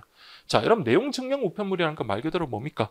문서를 대상으로 하는 겁니다. 다만 이제 그게 문서와 관련해서 뭐 증거와 관련되든지 뭐 이렇게 그 문서의 내용과 직접 관련이 있다라고 한다면 그때는 물건이 함께 발송할 수는 있습니다. 그러나 물건 자체만으로 단독으로 발송할 수는 없다. 이렇게 돼야 되겠죠. 그래서 자체 단독으로는 내용 증명의 대상이 될 수 없다. 자, 그 다음 내용 문서의 크기가 A4지 규격보다 큰 것은 발송할 수 없다라고 되어 있는데요. 자, 요거는 뭐 제 보니까 OX에 제가 찾지 못해서 그런지 모르겠는데 없더라고요. 다만 자, 요런 거는 있었습니다. 우리 A4 우리 요금 같은 건 어떻게 되세요? 글자 수라든지 아니면 행수에 관계없이 A4지 매수를 기준으로 한다라고 그렇게 했었습니다. 내용 증명의 요금 산정에 있어서는. 자, 다만 A4지보다 크기가 작은 그런 문서에 대해서는 A4지 크기로 계산을 해버리고 A4지보다 크기가 클 때는 어떻게 된댔어? 접어가지고 A4지 크기만큼 접어가지고 한 3번 접혔다. 그러면 3장으로 보는 겁니다. 그래서 자, A4지 용지 규격보다 큰 것 당일에 발송할 수 있다. 뭐 이건 어렵지 않았을 것 같아요. 그 다음에 다수인이 연명으로 발송. 자, 여러분들 이거는 어떤 경우라 그랬어요? 자, 우리 만약에 어떤 가해자에 의해서 피해자가 여러 명이 발생했다. 자, 우리 가해자 갑이라는 사람이 자, 미친 술 먹고 뭐 돌을 던져가지고 우리 여러 사람이 이렇게 A, B, C, D 이런 사람이 뭐 공동으로 뭐 거주하고 있는 집이라든지 이런 데 피해를 봤다. 그러면 이 사람들이 이 사람들이 자신들의 손해배상을 이렇게 청구하는데 안 듣는 거예요. 그래서 이제 직접 소송에 들어가기 전에 이제 내용 증명을 보낼 때 그럼 봉투에다가 발송인 이름 다 써야 되나요? 한 4명은 그래도 가능한데 이게 뭐 피해자가 한 40명, 한 500명 된다 했으면 봉투에다가 그러면 500명을 다 쓸 수는 없잖아요. 그래서 이 경우에 다수인이 연명으로 발송하는 경우는 그 중에 몇 명만, 그렇죠. 1인만, 딱 1인의 이름, 주소를 봉투에다가 기록한다라고 했습니다. 그래서 3번이 맞는 거고요. 그 다음 4번, 발송인이 재증명을 청구하는 경우 문서 한 통마다 재증명 청구 당시 내용 증명 취급 수수료 전액을 징수한다. 요거는 제가 케이스 문제도 좀 만들었습니다. 그래서 요거 여러분들 재증명 청구한다. 이건 뭡니까? 예전에 내가 내용 증명을 보냈는데 내용 증명 보냈던 거 그 원래는 원본 같은 경우는 수취내에 가고 자 사본 같은 경우는 우체국도 한 통 보관하고 또 발송인도 뭐 발송인이 근데 보관 안 해도 상관없긴 하지만 한 통을 보관하는 게 원칙이잖아요. 그래서 자기가 잃어버렸다. 그러면 이때 발송인이나 수취인 같은 경우 뭐 할 수 있습니까? 예전에 그 내용 증명은 3년을 보관하니까 그 보관한 보관국에다가 신청할 수 있는 겁니다. 자, 그런데 이때 우리 수수료 관련해서는요. 내용 증명할 당시의 요금이 아니라 그 사이에 요금이 올릴 수 있잖아요. 내가 2년 전에는 뭐 한 통에 이거 1,000원이었는데 지금 한 2,000원 됐다 그러면 지금 재증명 당시 그래서 요것도 기억하셔야 돼요. 재증명 청구 당시 내용명 증명 취급 수수료. 자, 이거는 처음 하는 것도 아닌데 좀 깎아줘야 되겠죠. 그래서 이건 전액이 아니라 뭐다? 반액을 징수한다. 이렇게 돼야 된다 했습니다. 자, 그래서 우리 옳은 거 하면 3번 이렇게 보시면 되겠고요. 자, 그 다음에 우리 또 빨리 한번 정리 한번 볼까요? 자, 문서뿐만 아니라 사진, 설계도 등도 단독으로 내용 증명 취급될 수 안 된다 그랬습니다. 자, 물건 같은 경우는 단독으로 안 된다 했고요. 내용 증명 취급 수수료, 글자 수나 행수와 관계없이 A4지 용지 규격을 기준으로 내용 문서 매수에 따라 그렇죠. 계산한다. 맞는 지문이고요. 글자 수와 행수에 따라 결정한다. 이러면 안 됩니다. 자, 그 다음에 다수인이 연명으로 발송하는 내용 문서. 자, 발송인 모두의 이름, 주소를 봉투에 기록하나요? 아니죠. 그 중에 1인을 기록해야 되고요. 내용 증명, 재증명의 취급 수수료는 내용 증명했을 당시 가액이 아니라 뭐 할 당시? 재증명했을 당시의 가액을 기준으로 그때 반액을 그렇게 내면 되는 거고요. 다음 26번 됐네요. 자, 내용 증명, 재증명 취급 수수료는 재증명 당시 내용 증명 취급 수수료 반액을 그렇죠. 재증명 문서 한 통마다 각각 징수하지만 열람 수수료도 마찬가지입니다. 자, 이렇게 보시면 되겠습니다. 자, 여기 막 밑줄 그어진 거 이런 거는 제가 우리 그때 교정 작업을 하고 출판사에서 그때 보내고 제가 또 받지를 못해가지고 이걸로 그냥 좀 대처를 하겠습니다, 여러분들. 자, 그래서 이거는 열람도 마찬가지입니다. X 이렇게 하시면 되겠습니다. 자, 그 다음에 6번 볼까요? 국내 우편 서비스에 대한 설명으로 옳은 것을 모두 고른 것은 이라고 되어 있습니다. 자, 여러분들 제가 수업 때 말씀드렸지만 우편 취급국이 포함되는 거는 좀 덜 신경 쓰더라도 우편 취급국이 포함되지 않는 거는 꼭 기억하라 했고요. 그래서 이거는 뭐 잘 하셨을 거예요. 그래서 제가 저도 막 노량진에 우리 지난번에 그 교정 작업에 참여해준 학생들 막 그때 책 그때 좀 막 싸들고 가가지고 보내는데 그 직원분 한 분 계셨다 그랬잖아요. 그때 그 바쁜데 와가지고 팩스 좀 넣어주세요 이러면은 이거 어떡합니까? 그래서 우편 취급국에서는요 안 된다 그랬어요. 그러나 또 조심할 거는 관할 군부대 같은 경우 우정사업본부장이 지정하면 군부대 내에서는 근데 제가 군대에 있을 때도 우리 우체국이 엄청 컸다 그랬습니다. 그 직원들도 많았어요. 그렇기 때문에 이 경우에는 자 군부대 내에서는 우정사업본부이 지정 고시하는 우체국 우편 취급국에 대해서는요 우체국에 대해서는 가능하다 이렇게 보시면 되고 어쨌든 우리 우편 취급국은요 팩스 안 한다. 자 이거는 제가 강의할 때부터 밀었는데 드디어 나왔습니다. 자 우편 취급국을 제외한다. 이렇게 가야 되겠고요. 자, 나만의 우표. 자, 우리 보면 홍보형 있고 기본형 있고 시트형이 있죠. 그러나 홍보형하고 시트형 같은 경우 중간에 커다란 사진 하나 있습니다. 그래서 커다란 이미지 하나 하고요. 옆에 그 조그만 이미지 하나 그렇게 무료로 했어요. 기본 이미지 한 종 외에 큰 이미지 한 종을 무상으로 제공한다. 오케이. 맞는 지문이 되겠습니다. 디귿번 고객이 고객 맞춤형 엽서를 교환 요청한 때는 교환 금액을 수납한 후 액면 금액에 해당하는 우표 엽서 항공서간으로 교환해 준다라고 이렇게 되어 있습니다. 자, 그래서 여러분들 이거 그냥 이렇게 공짜로 해주는 게 아닌데 수납 요금 10원은 반대가 그랬습니다. 10원. 그래서 그리고 우표에 하나는 게 아니라 우표 엽서 항공서간 그래서 고객 맞춤형 엽서를 갖다가 이렇게 교환할 수 있다라고 그렇게 했었고요. 교환 금액 10원을 수납한 후 액면 금액에 해당하는 우표 엽서 항공서간으로 그렇게 교환할 수 있다. 맞고요. 자, 이건 뭐 다들 잘 아실 거예요. 그래서 우리 우체국 축하 카드 하면요. 그냥 축하 카드만 덜렁 보내면 우리 부모님들 안 좋아하신다 그랬습니다. 자, 이 경우에는요. 상품권 좀 넣어주면 좋은데 다만 상품권 너무 비싼 건 안 된다. 20만 원까지. 그래서 우리 우체국 축하 카드에 부가 취급할 수 있는 것 요거 당일 특급, 이길 특급 그러니까 이게 연간 지으면 된다 그랬죠. 그래서 오늘 당장 축하해야 될 일이다. 그럼 당일 특급 보내고 내일이다. 그럼 그 이길 특급으로 보내면 되고요. 아직 좀 기간이 많이 남았지만은 미리 좀 예약을 하겠다. 그럼 예약 서비스 이용해도 되고요. 그 다음에 잘 도착했는지 알고 싶다. 그러면 배달 증명. 근데 예전에 시험에 뭐가 나왔대요.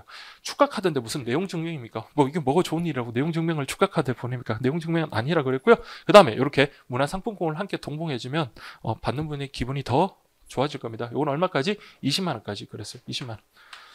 이렇게 보셔야 돼요. 자, 그래서 우리 옳은 것 하면 니은 디귿 이렇게 보시면 되겠습니다. 자, 우리 또 한번 볼까요? 자, 보시면 모사 전송 우편 서비스 우편 취급국을 포함하여 우정사업본부장이 지정 고시하는 우체국에서만 취급한다. 우편 취급국 제외 이렇게 하시면 되겠고요. 그다음에 모사 전송 우편 서비스는 우편 취급국과 군부대 내 소재하는 우체국에서는 취급하지 않는다. 이건 정확하게 보셔야 되죠. 우편 취급국은 제외되지만 군부대 내 소재하는 우체국은요. 우정사업본부장이 지정 고시하면 가능하다라고 했습니다. 자, 이것도 틀린 지문이 되겠고요. 다음에 나만의 우표에서 기본형, 홍보형 이용 시 이미지 한 종이 기본 아니죠. 기본형만 이미지 한 종이 기본이고 홍보형과 시트형 같은 경우는 기본 통수 한 종에다가 다음에 큰 이미지 한 송 이렇게 가야 되겠고요. 그 다음 나만의 우표에서 기본 이미지 외 이미지를 추가적으로 요청할 경우 한 종 추가마다 500원. 자, 이거는 우리 가입 계산하는 것도 연습해야 된다 그랬어요. 그래서 이거는 500원이 아니라 600원입니다. 600원. 자, 600원. 저도 이거 나만의 우표 한번 좀 만들어 봐야 되는데 자, 어쨌든 요거 600원.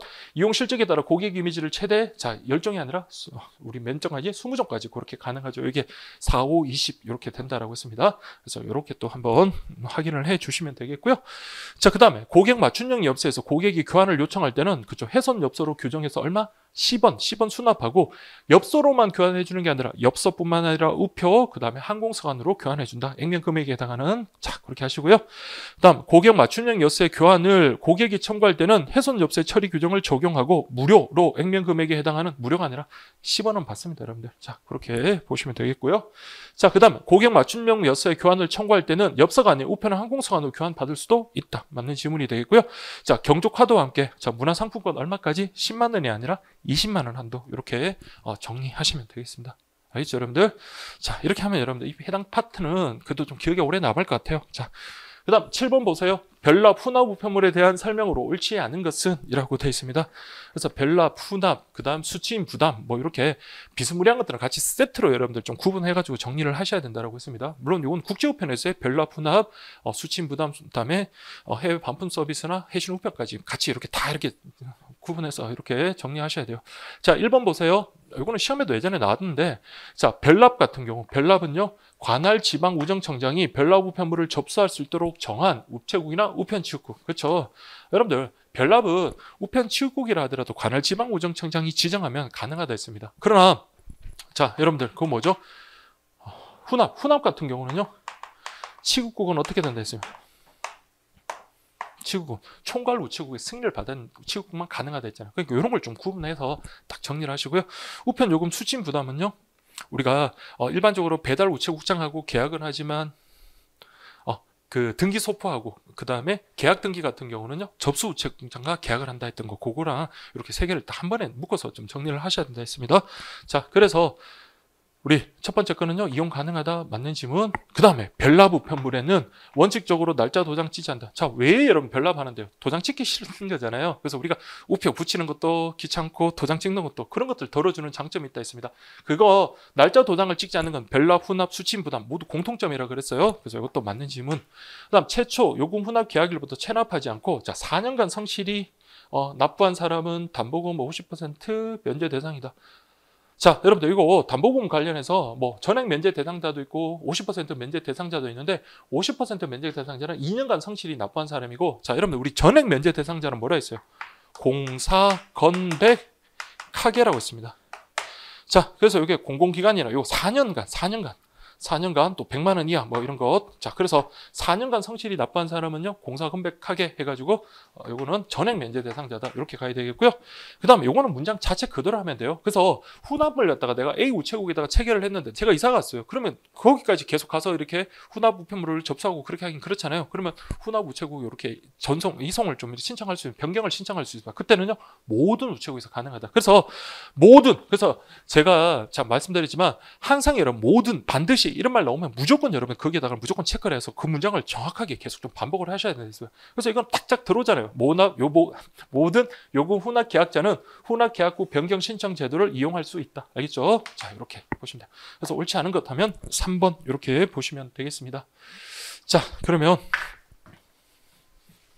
자, 한번 볼게요. 자, 별납의 경우 관할 지방우정청장이 지정하는 우체국에서만 취급이 가능하므로 우편치국국 역시 뭐다? 관할 지방우정청장이 지정하면 가능하다, 이렇게 돼야 되겠고요. 자, 이 시험에서 2016년도 시험이네요. 별납 우편물은 관할 지방우정청장이 지정하는 우체국, 우편치국국 포함. 자, 이렇게 문제성입니다. 에서만 취급이 가능하다. 그래서 맞는 지문으로 2016년도에 나온 적이 있고요. 자, 다음 요금 수취인 부담 우편물에는 별납, 혼합과 달리 날짜 도장을 날인을 생략한다. 아닙니다. 셋 다 뭐다? 날인 생략한다, 이렇게 가야 되겠고요.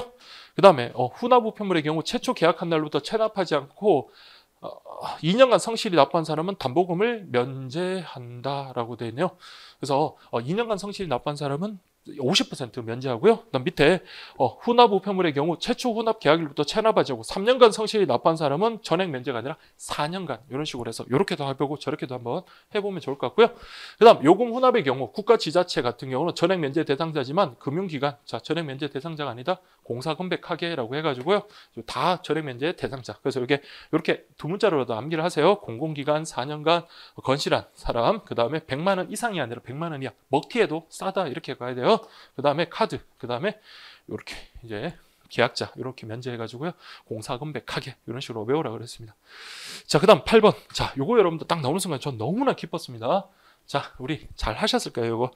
이거는 이번에 새로 들어온 게 아니라 원래부터 있던 거였어요. 그래서 아주 출제 가능성이 높다라고 생각을 했는데, 이게 2019년인가 그때 이제 좀 대략 좀 대폭 이제 서적과 관련해서 이제 좀 들어와가지고, 그래서 좀 기대를 했었는데 안 나오다가 이번에는 뭐 엉뚱한 거 막 실컷 넣어놓고 딱 이게 특 나왔네요. 자, 한번 보세요. 서적 우편물. 자, 서적 우편물이라는 건요, 우리 앞에서 대통령령에서, 자, 우리 서신에서 제외하고 있는 서적 하면 어떻게 했습니까? 표지를 제외한 48쪽 이상의 책자 형태로 인쇄되고요. 발송인, 출판사, 인쇄소 등의 명칭 중에 하나가 반드시 기재가 돼야 되고요. 그리고 쪽수가 표시돼야 된다 했습니다. 그래서 제가 막 이런 찌라시 같은 거 이런 거는 책이 서적이 아니라 그랬어요. 자, 그래서 보시면 표지를 제외한 40쪽이며 책자 형태로 인쇄된 거. 자, 48쪽 이상이니까 40쪽이면요. 요거는 서적에 해당되지 않고요.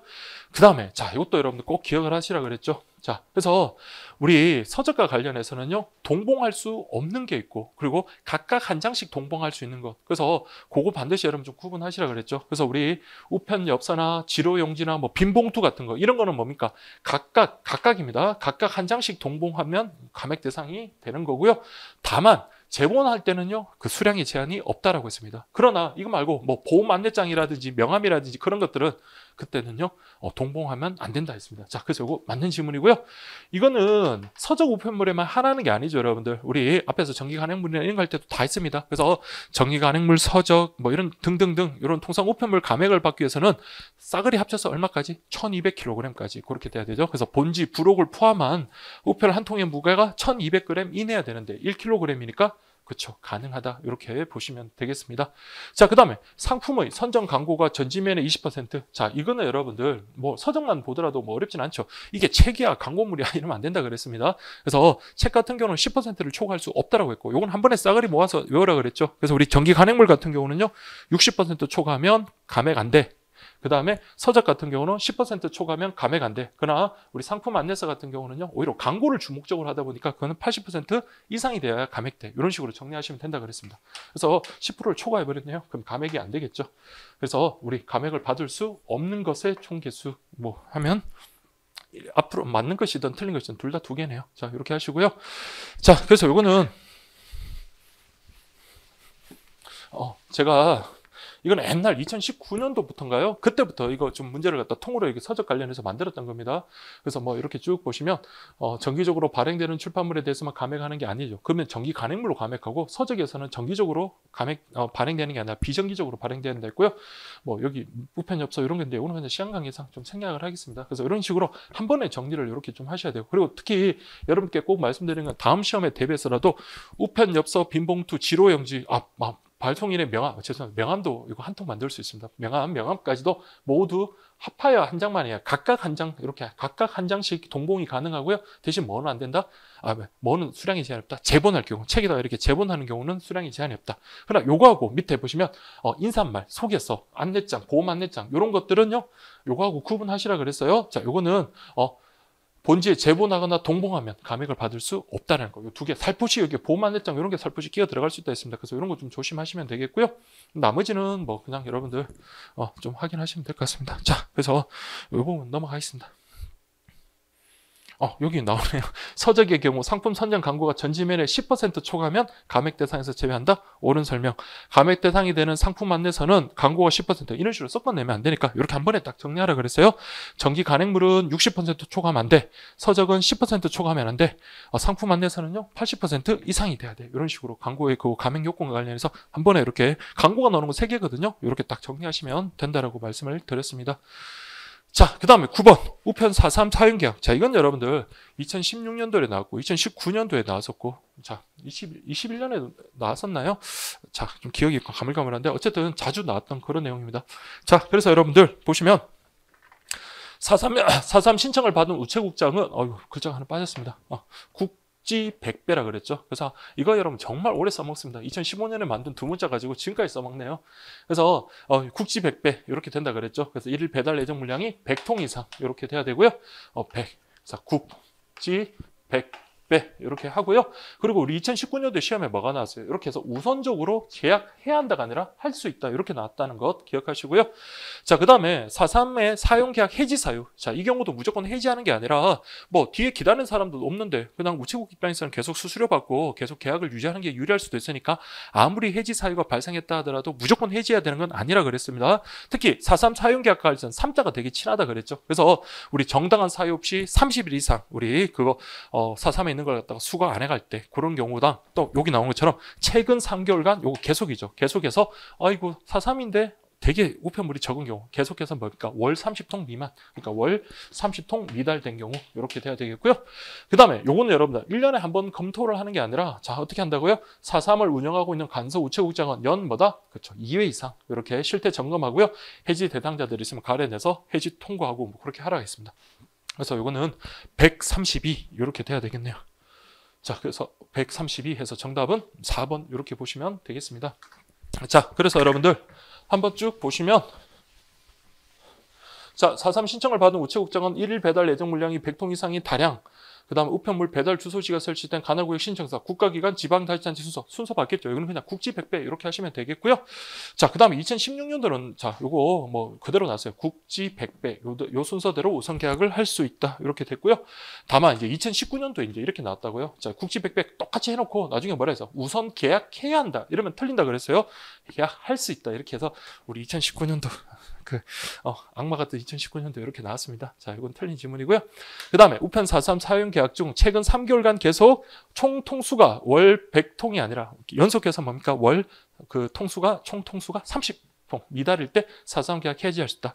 그래서 여러분들 요거는 이렇게 한 번에 좀 암기를 하셔야 된다 했어요. 요거는 조문에도 있는 겁니다.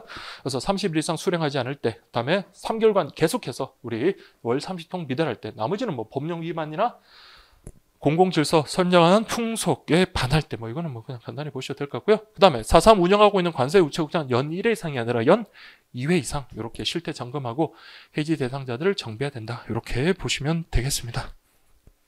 자, 그 다음에 우편물 운송 용기 종류와 용도에 대한 설명으로 옳지 않은 것은 이라고 되어 있습니다. 자, 우리 보시면 요게 여러분들 새로 이제 들어왔다는 그 내용인데요. 자, 요건 여러분들 우리 그 전범인 보고서 때 요거 문제를 한번 만들어줬고, 그 다음에 요건 여러분들 저는 솔직히 요 1번은 여러분들 솔직히 좀 알고는 있었습니다. 알고는 있었는데 이게 맞는지 틀린지 잘 확신이 안 들어요. 그런데 자, 요거 여러분들 구분하기, 요거는 반드시 좀 알고 들어가야 되죠. 그러니까 소형 우편 상자, 중형 우편 상자, 대형 우편 상자에서 소형은 말 그대로 소형 통상 우편물, 대형은요 두꺼운 대형 통상 우편물, 반면에 중형은요 얇은 요렇게 해요. 그래서 우리 딱 요거 딱 우리 지목했던 거 그대로 나와줘. 답은 뭐 찾기 쉬웠습니다. 그래서 답은 3번이고, 그다음 특수 우편하고 특급 우편 자료 이렇게 구분했죠. 그래서 특급, 특히 당일 특급만 해당되고 이길 특급은 제외되는 특급 우편 자료가 있었고요. 그다음에 특수 우편 자료면 부가 취급한 우편물. 그래서 요거 정답은요, 여러분들 3번. 그래서 우편 운반대하면 규격 이렇게 좀 체크를 해보죠. 운반대하면 규격 이런 식으로 좀 암기를 하십시오. 운반대하면 규격.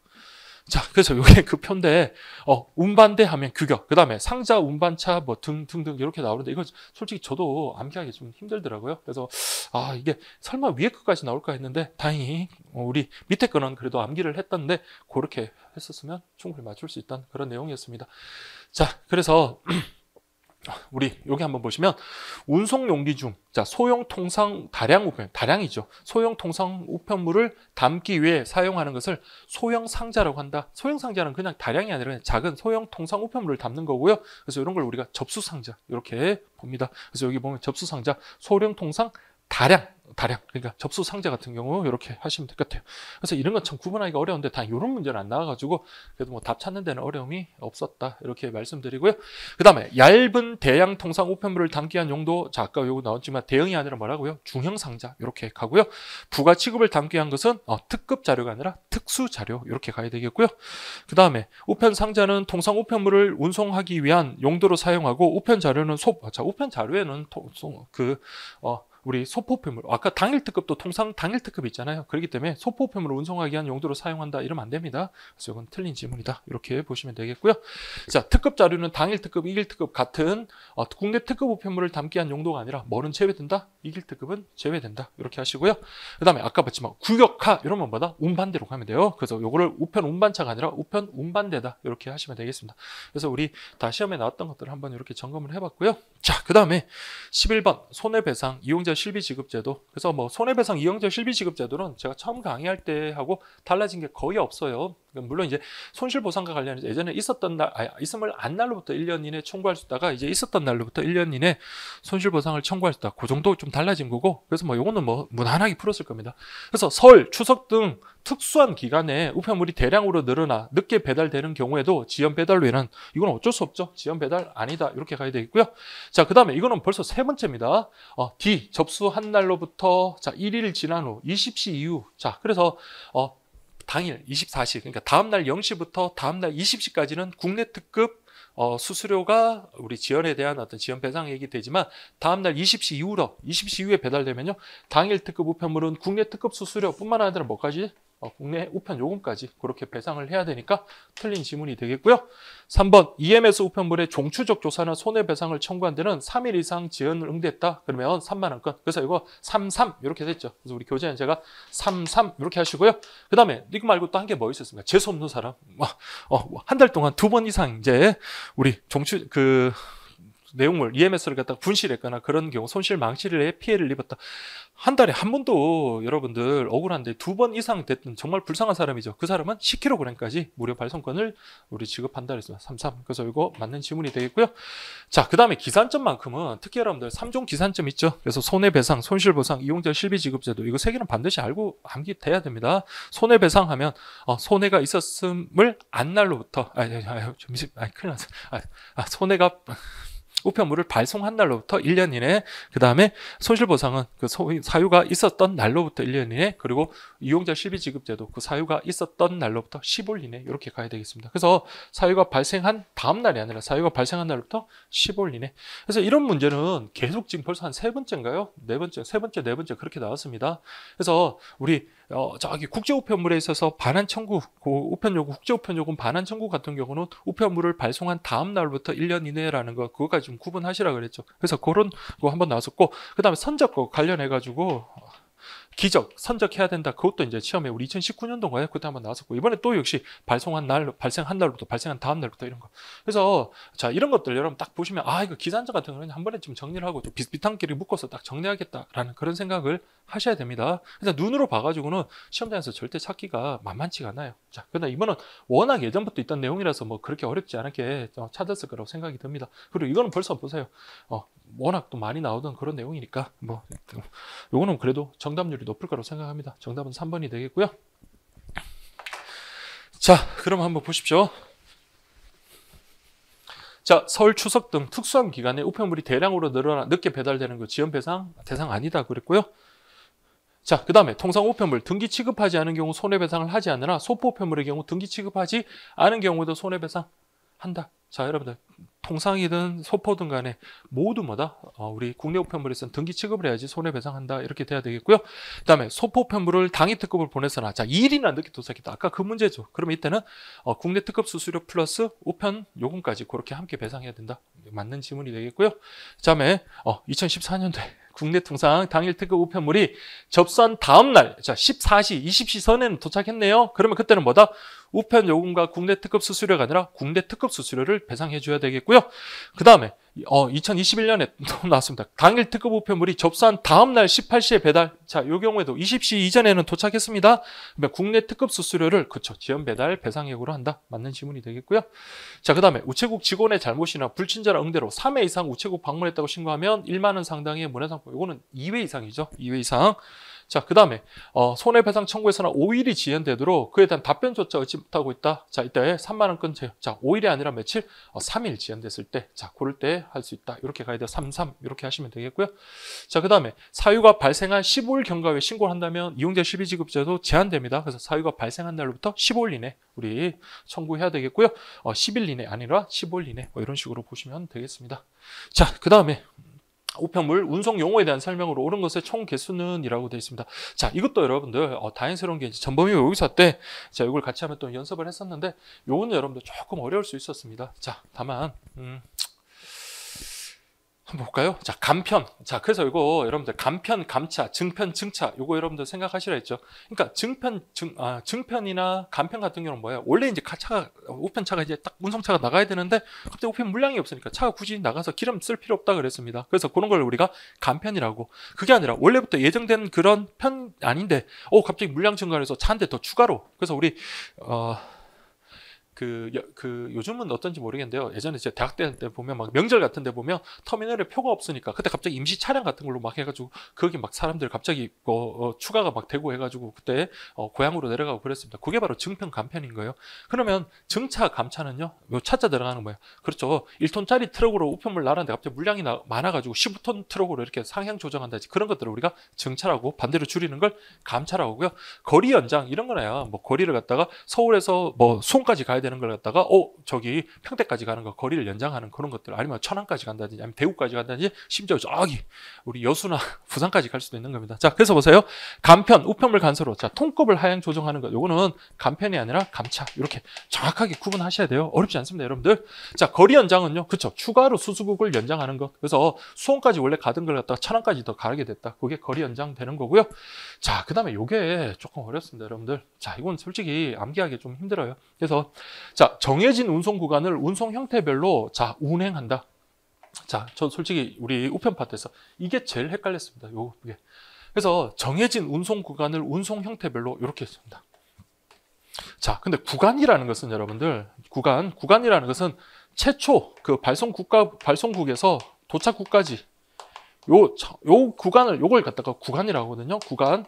그리고 이제 그런 형태별로 교환, 수집 이런 것들 딱딱 나눈 걸 요걸 구간이라 하는 게 아니라 이걸 뭐라 하죠? 편 이렇게 가는 거, 편 이렇게 하시면 되고요. 그다음 1번 배집, 그러니까 요 배진이라는 건 분배하고 수집하고 이거 합친 거죠. 그래서 우편 집중국에서 배달할 우편물을 배달국으로 보내는 것. 그래서 여러분들 이렇게 하시면 돼요. 그래서 이게 발송 우체국이 있고요. 그 발송 우체국에서 접수하겠죠. 그러면 발송 집중국이 있을 거고, 그 다음에 배달 집중국, 그다음에 배달국, 배달 우체국 이렇게 있습니다. 자, 그래서 이 발송 우체국에서 이게 뭐 이렇게 가든 아니면 이렇게 가든 이런 걸 뭐라고 한다고요? 그 배집, 그 수집. 자, 이렇게 보시면 되겠고요. 그 다음에 우리 발송 우체국 집중국이나 배달 집중국에서 이렇게 배달 우체국까지 가는 걸, 요거를 갖다가 우리 배분 이렇게 갑니다. 배분. 자, 그래서 이거하고 합친 것, 요걸 갖다가 뭐라고 한다고요? 배집이라고 합니다. 그러면 보세요. 우편 집중국 등에서 배달국으로 우편 집중국. 그러니까 이게 2단계 거칠 수도 있고, 아니면 2단계에서 바로 이렇게 갈 수도 있고, 2단계에서 이렇게 거칠 수도 있지만, 어쨌든 간에 발송 우측에서 집중국 가는 거를 갖다가 수집이라고 하고, 그 다음에 우리 집중국에서 배달 우측까지 가는 걸 요걸 뭐 한다? 배분이라고. 이거 두 개 합친 걸 뭐라고 한다고요? 배집, 이렇게 가면 되는 겁니다. 자, 그러면 집중국에서 배달국으로 간다 했으니까 이거는 배분이 되겠죠. 배집이 아니라 배분, 이렇게 돼야 되겠죠. 자, 그래서 우리 옳은 것 하면 한 개입니다. 한 개 이렇게 보시면 되겠습니다. 자, 이렇게 해서 보시면 되겠고요. 괜히 했나 싶기도 하고, 여러분들. 근데 이왕 하는 것도 멈출 수도 없고. 자, 보세요. 과다 증가로 편톤의 통급을 상향 조정. 방금 봤던 거죠. 증편이 아니라 증차다. 이렇게 했고요. 차량 통급 변경 시 감편과 증편이 아니라 통급은 감차, 증차. 이렇게 돼야 되겠고요. 우편물의 과다 증가 등으로 정리편 외에 추가로 운행하는 것. 요걸 임시운송. 이렇게 하고요. 추가로 증가하니까 증편. 이렇게 돼야 되겠네요. 임시운송 중에 증편. 그래서 여기 아까 해설 요거 제가 빠진 거 요게 좀 제일 개인적으로 어렵더라고요. 정해진 운송 구간을 운송 형태별로 이렇게 하는 걸 방금 봤죠. 편이라고 하고, 최초 발송국에서 최종 도착국까지 운송 경로, 그러니까 최초 발송국에서 도착국까지 요걸 구간이라고 한다. 이렇게 구간하고 편 요거 두 개 구분하고요. 수집 배분, 그러니까 수집 배분, 그다음 두 개를 합쳐서 배집이다 한다. 이렇게 여러분들 좀 정리하시면 되겠습니다. 자, 그 다음에 운송 선로 용어 중에 집중국에서 배달할 우편물을 배달국 보내는 걸 배집. 우리 시험 문제 똑같죠, 여러분들? 그래서 배집이 아니라 이건 뭐라고요? 배분이다. 이렇게 가야 됩니다. 자, 이렇게 보시면 되겠습니다. 자, 그래서 13번 볼까요? 우편물 발착 업무에 대한 설명으로 옳지 않은 것은 이라고 되어 있습니다. 자, 이것도 여러분들 제가 뭐라고 강조를 드리냐면, 자, 이게 새로 이제 들어온 부분인데, 발착 업무의 그 과정에서 4가지로 구분한다 했습니다. 그래서 이게 분류 정리, 구분, 다음에 발송, 도착. 자, 그래서 이거 4개 꼭 기억하시다. 그래서 이런 것 중에 갑자기 수집이 막 들어오거나 이러면 안 된다 그랬어요. 그래서 4개는 꼭 반드시 암기하자라고 좀 말씀을 드렸던 거 그대로 나왔고요. 다음에 두 번째, 분류 정리 작업은, 자, 분류 정리, 구분이 완료된 우편물을 보내기 위한, 자, 이러면 순서가 이렇게 가는 겁니다. 이렇게. 그러면 구분하고 난 다음에 뭘 해야 돼요? 발송을 가야죠. 그리고 제가 발송을 남기하면 뭘 발송하라 했습니까? 송달증 생각하시면 돼요. 그래서 송달증이라 말이 나오면 발송이라 생각하시면 돼요. 그래서 송달증 딱 생성 체결했다? 이거는 분류 정리 작업이 아니라 뭐라고요? 자, 발송이다. 이렇게 가시면 되겠습니다. 자, 그 다음에 주소와 우편 번호 주위에 다른 문자가 표시했다. 그럼 판독이 어렵겠죠. 그래서 이거는 기계 구분이 불가능한 우편물 해서 뭐 여러 가지 있는 것 중에 하나 맞고요.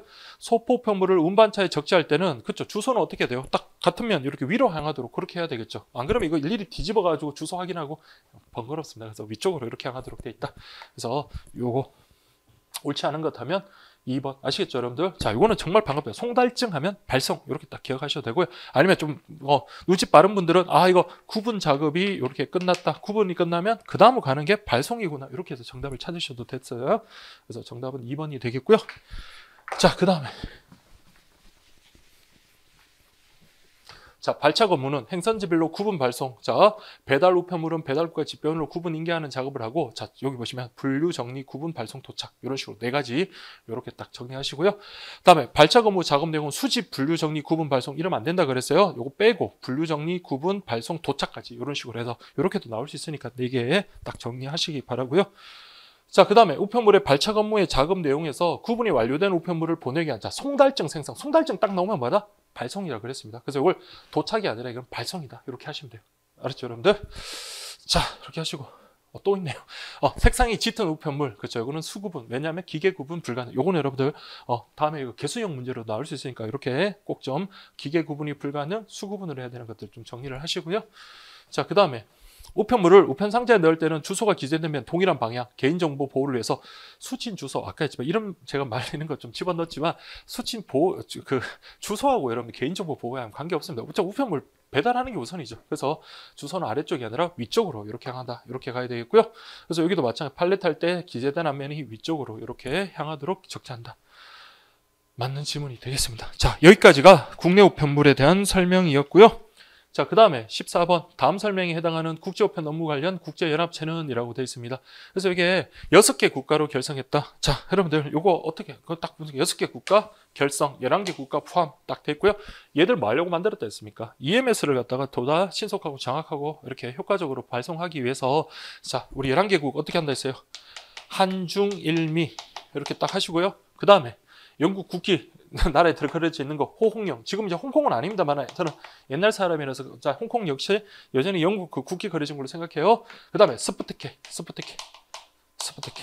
그래서 요 6개 국가 얘들이 뭐라고요? 그렇죠. 이게 우리 칼라 우정연합을 결성했다. 그러니까 한중일미 호홍까지 이렇게 하시고요.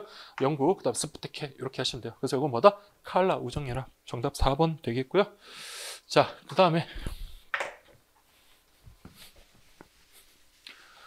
여기 보시면 칼라 우정연합의 사무국은 방콕에 소재하고 있으며 자, 여러분들 이것도 하나 기억을 하세요. 우리가 APPO 같은 경우는 웬만한 거 다 어디에 있다 했어요? 방콕에 있다 했지만 우리 칼라 우정연합은 홍콩에 있습니다. 그래서 홍콩에 있으며 자, 현재 회원국은 10개가 아니라 11개국 이렇게 한중일미, 호홍령, 스푸테케 이렇게 하시면 되겠고요. 그래서 이거 뭐 회원국인 것 이런 거 뭐 찾는 거는 뭐 나중에 연습하시면 되겠고 자, 그 다음에 15번 볼까요? 국제우편물의 종류별 접수에 대한 설명으로 옳은 것은 이라고 되어 있습니다.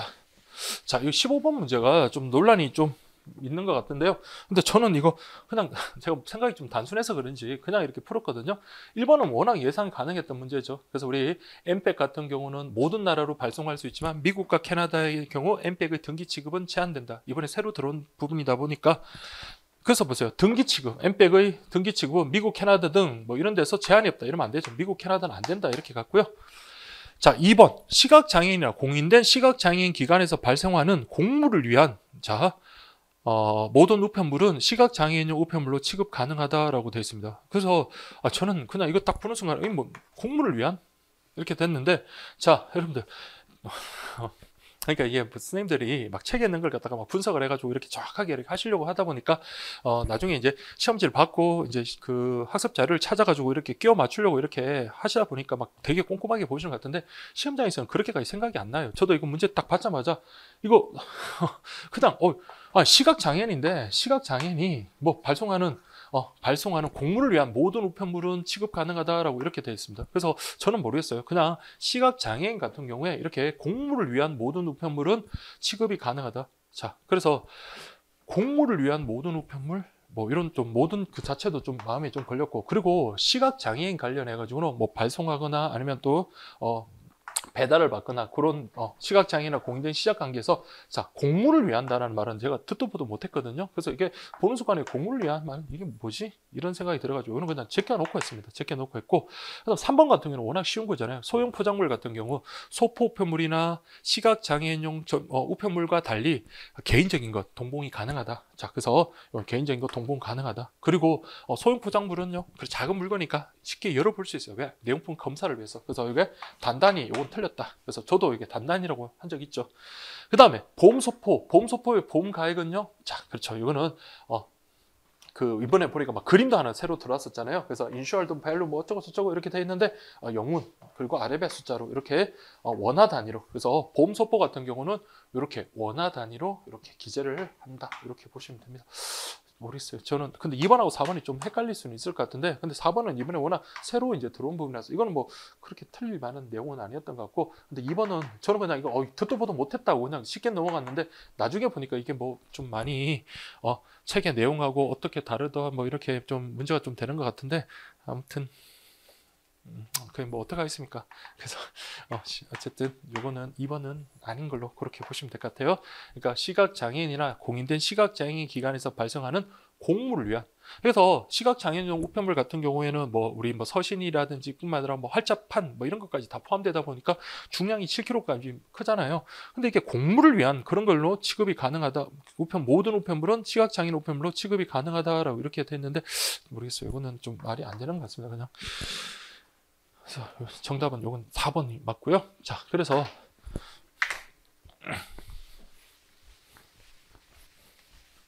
자, 한번 보시면 엠백은 일반으로는 어느 나라인지 보낼 수 있으나 등기는 취급하지 않는 하는 나라가 제한. 그래서 미국, 캐나다 제한된다. 맞는 말이고요. 미국, 캐나다는 엠백으로 취급 안 하는 게 아니라 등기를 갖다 보낼 수 없다. 이렇게 돼야 되겠고요. 미국, 중국 아니고 미국, 캐나다입니다. 자, 이렇게 하시고. 그래서 소형 포장물은 현실적이고 개인적인 성격, 서류 동봉 가능하지만 시각장애인용 우편물은 요거 금지된다. 그래서 이게 가능한 거는요. 소형 포장물만 가능. 시각장애인용, 점자가 아니고 시각장애인용 우편물, 국제 소포 우편물 요거는 X 이렇게 돼야 돼요. 구분하시고 그 다음 소형 포장물을 봉할 때는 단단히 봉해야 된다. 우리 시험에도 나왔지만 단단히가 아니라 쉽게 열어볼 수 있도록 해야 되는 거고요. 그 다음에 우리 국제보험소포 같은 경우는 발송인이 이렇게 가액을 원화로 이렇게 적습니다. 그래서 원화로 기록한 보험 가액을 자 이거는 누가요? 우리 접수 그 발송 우체국 그러니까 접수 받은 우체국에서 SDR로 우리가 환산을 못한다 그랬습니다. 그래서 우리가 원화로 이렇게 영문과 원화로 적으면 걔네들이 이렇게 SDR로 환산해서 소수 둘째 자리 그렇게 해준다. 이렇게 보시면 되겠습니다. 자 그래서 딱 맞아떨어지는 그런 건 없는데 뭐 이렇게 보시면 되겠고요. 다음에 16번 보세요. 국제우편물 사전 통관 정보 제공에 대한 설명으로 옳지 않은 것 그랬습니다. 그래서 이것도 여러분들 우리 전범위 외국어사 할 때 우편번호 HS 코드 이걸 한 번에 묶어가지고 한번 시험에 나올 것 같아서 한번 했었는데 10자리 맞고요. 그 중에 앞자리 6개 숫자는 그렇죠. 우리 공통분류, 공통이다. 이렇게 보시면 되겠습니다. 자, 그 다음에 두 번째. 여러분 이거 어렵게 생각할 필요 없어요. 그래서 이번에 자 이게 사전 통관 정보 제공 같이 들어오면서 그 해당되는 파트들 보면 다 우편 취급까지 다 포함됐습니다. 그래서 수업할 때 기억이 나가지고요. 그래서 이게 모든 우체국 포함되고 우편 취급도 포함된다. 그래서 요게 어디 있었어요? 그 EMS 배달 보장 서비스 그쪽 뒤에 보면 수출 우편물 발송 확인 서비스인가요? 그것도 마찬가지. 우편 취급을 포함한 모든 우체국, 사전 통관 정보 제공도 우편 취급을 포함한 모든 우체국. 그래서 항상 우편 취급국 제외되는 것만 그것만 여러분들 잘 정리하시면 돼요. 그래서 요거 우편 취급국을 포함한 전국 모든 우체국 맞습니다. 자, 다음 대상 우편물은 자 EMS 비서류, 자 사전 통관 정보 제공 비서류, 자 요거 제가 이거 서류로 한번 문제 냈던 적이 있거든요. 그래서 비서류, 그 다음에 항공 소포, 소형 포장물 맞습니다. 자, 그 다음에 K패킷. 근데 자 이거 다 맞아요. 근데 한정이란 말 자체가 틀렸습니다. 왜 그렇다 했습니까? 자 여러분 항공소포에 하나는 것은 뭐에 대해서만 그렇습니까? 최적 중량 그거 적용할 때 항공소포를 적용하는 항공으로 보내는 것만 되고 선편 안 된다 그러지. 우리가 FDA라든지 이런 사전 통관 정보 제공 같은 경우는요 굳이 항공이냐 선편이냐 구분할 필요 없는 겁니다. 그래서 통관은 관세 보내는 건데 그럼 항공으로 보내는 것만 관세 받나요? 아니잖아요. 그렇기 때문에 이거 한정하면 안 됩니다. 이거는 선편 소포도 포함이 되는 거예요. 그래서 틀렸고, 그래서 모두 영문 요거는 맞습니다. 자, 그 다음에 이거 몰라요. 저도 모릅니다. 이거. 근데 3번 이거 딱 보는 순간에 저는 1번, 2번, 3번 이거 보고 그냥 답을 찾았습니다. 4번은 이거 문제 딱 나오는 순간에 이걸 답으로 하겠냐 생각이 들더라고요. 그래서 저는 정답은 3번 이렇게 하시고요. 자, 그래서 여러분들 한번 보세요. HS 코드의 경우 4자리까지는 자, 국제적으로 공통으로 4자리가 아니고 6자리고요. 그리고 7자리부터 이렇게 쭉 해서 10자리까지 이렇게 되고. 그래서 HS 코드 뭐 이거는 그림 워낙 많이 보셨을 겁니다. 자, 사전 통관 정보는 자, 그쵸. 제공은 우편 지역구를 포함한 전국 우체국에서 취급한다. 방금 받던 질문 맞고요. 그리고 사전 통관 정보 제공은 제가 왜 서류로 바꾼 적이 기억이 나요. 서류가 아니라 비서류. 소포는 항공하고 선편 이렇게 되고요. 소형 포장물 KPK. 그래서 이거는 서류가 아니라 비서류다. 이렇게 보시면 되겠습니다. 자, 이건 X입니다. 이거 잘못 표시된 거예요. X. 자, 그 다음에 사전 통관 정보 제공은 모든 국제 우편물 대상으로 한다라고 되어 있는데요. 요거 여기 제한 요런 걸로 대상으로 하고 그리고 앞으로 뭐라 그랬습니까? 그 LC를 제외한 모든 걸로 이렇게 확대될 예정이다. 뭐 이렇게 되어 있습니다. 자, 그래서 모든 국제 우편물이 아니라 LC. 자, LC라는 것은 편지라 그랬어요. 그래서 편지 관련되는 것, 그건 뭐 있습니까? 국제 통상 우편물 중에 LC는 서장, 그 다음에 항공서간, 엽서 이렇게 3가지. 요건 LC. 나머지는 AO라고 해서 물건이라고 생각하시면 돼요. 그래서 요걸 제외한 모든 국제 우편물로 단계별로 확대될 예정. 여기 새로 들어온 내용이고요. 그 다음에 사전 통관 정보 제공은 자, 칼라 우정 연합을 대상으로는 아니죠. 방금 봤지만 저는 이거 기억도 안 나지만 이런 걸 제가 만들었더라고요. 보시면 대상 국가는 칼라 우정연합 점점점 EU, 브라질 등 총 39개 국가이다. 이걸 어떻게 외웁니까? 근데 우리 또 실강 듣는 학생은 또 이거 외웠었나? 하여튼 막 그까지 다 외우시더라고요. 근데 어쨌든 이렇게 하시면 되겠습니다. 자, 그 다음에 17번 볼까요? 자, 국제소포 우편물 접수 시 운송장 작성에 대한 설명으로 옳지 않은 것은 이라고 되어 있습니다. 자, 도착 국가에서 배달 불능 시 발송인의 우편물을 돌려받지 않을 경우 자, 요거 있죠, 여러분들. 이거 어떻게 합니까? 너 포기할래? 이런 거 포기할래? 아니면 반송할래? 이걸 갖다 반드시 선택하도록 그렇게 되어 있죠. 그래서 이거는 반드시 해야 됩니다. 그래서 않을 경우 요거를 선택해서 이렇게 하든지 이걸 반드시 표시해라. 오케이, 맞는 질문이고요. 그 다음에 항공 우편물 실중량, 부피 중량 이런 것들은 자, 여러분 꼭 기억하세요. 접수 담당자. 그래서 이거 비교하게 발송인이 기재해야 되는 것. 자, 우리 발송인이 기재해야 되는 거 뭐 있었습니까? 일단 뭐 발송인 수취인의 주소, 그 다음에 전화번호, 그 다음에 우편번호, 그 다음에 세관 표지, 세관 신고서, 그 다음에 나중에 뭐 합니까? 서명까지. 요게 뭐다?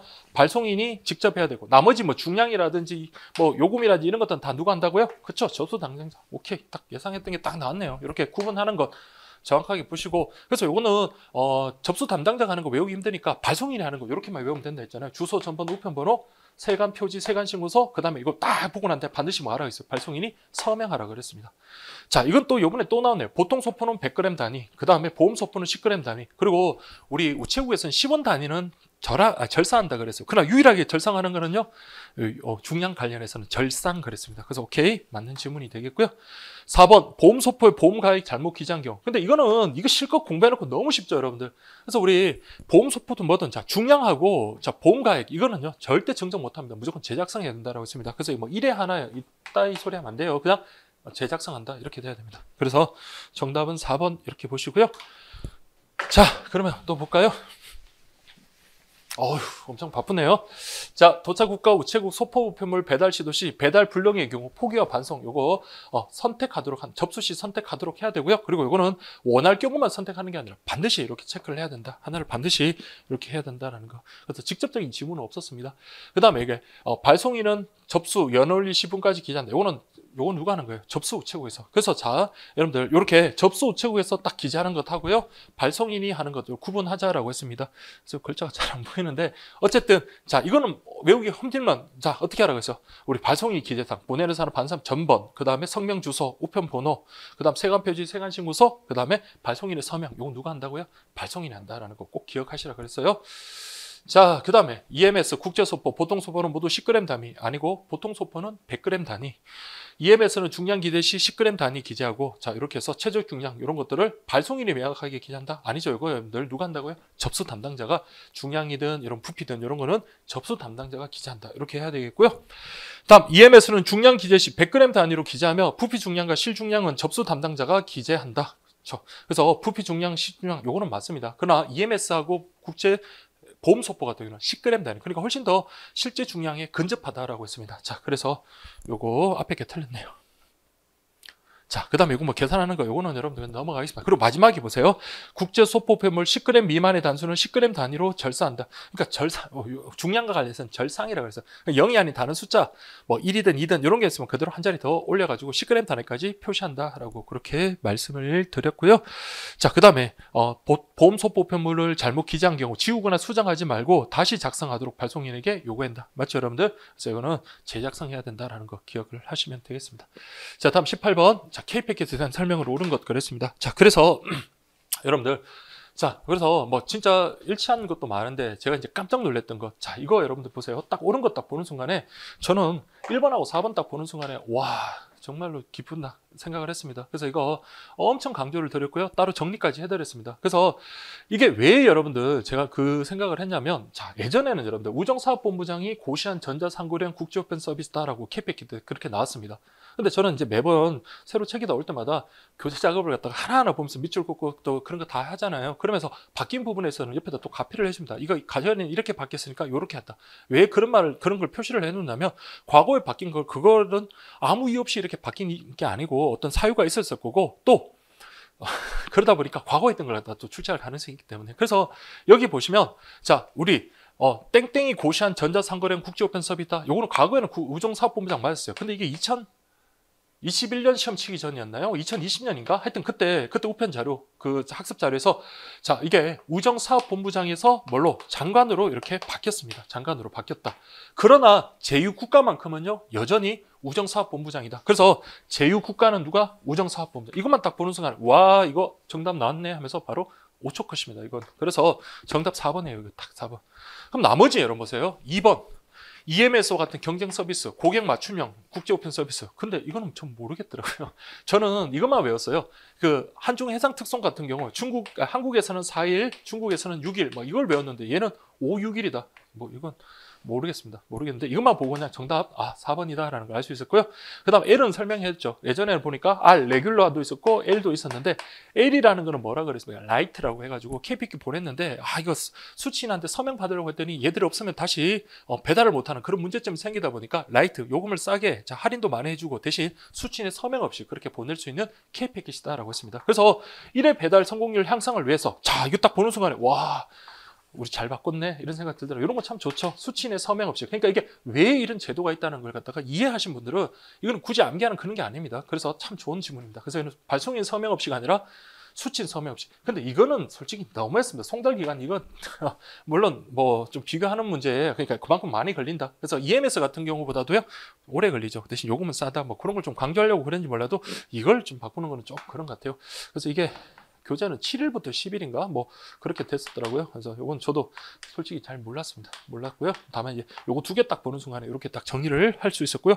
그래서 제가 이 기본서에도 이렇게 비교 반드시 하라고 딱 정리를 했고, OX 지문 문제집에 다 이렇게 확실하게 이렇게 표시를 해줬으니까 잘 하셨을 거라고 생각됩니다. 자, 그럼 한번 보세요. 제가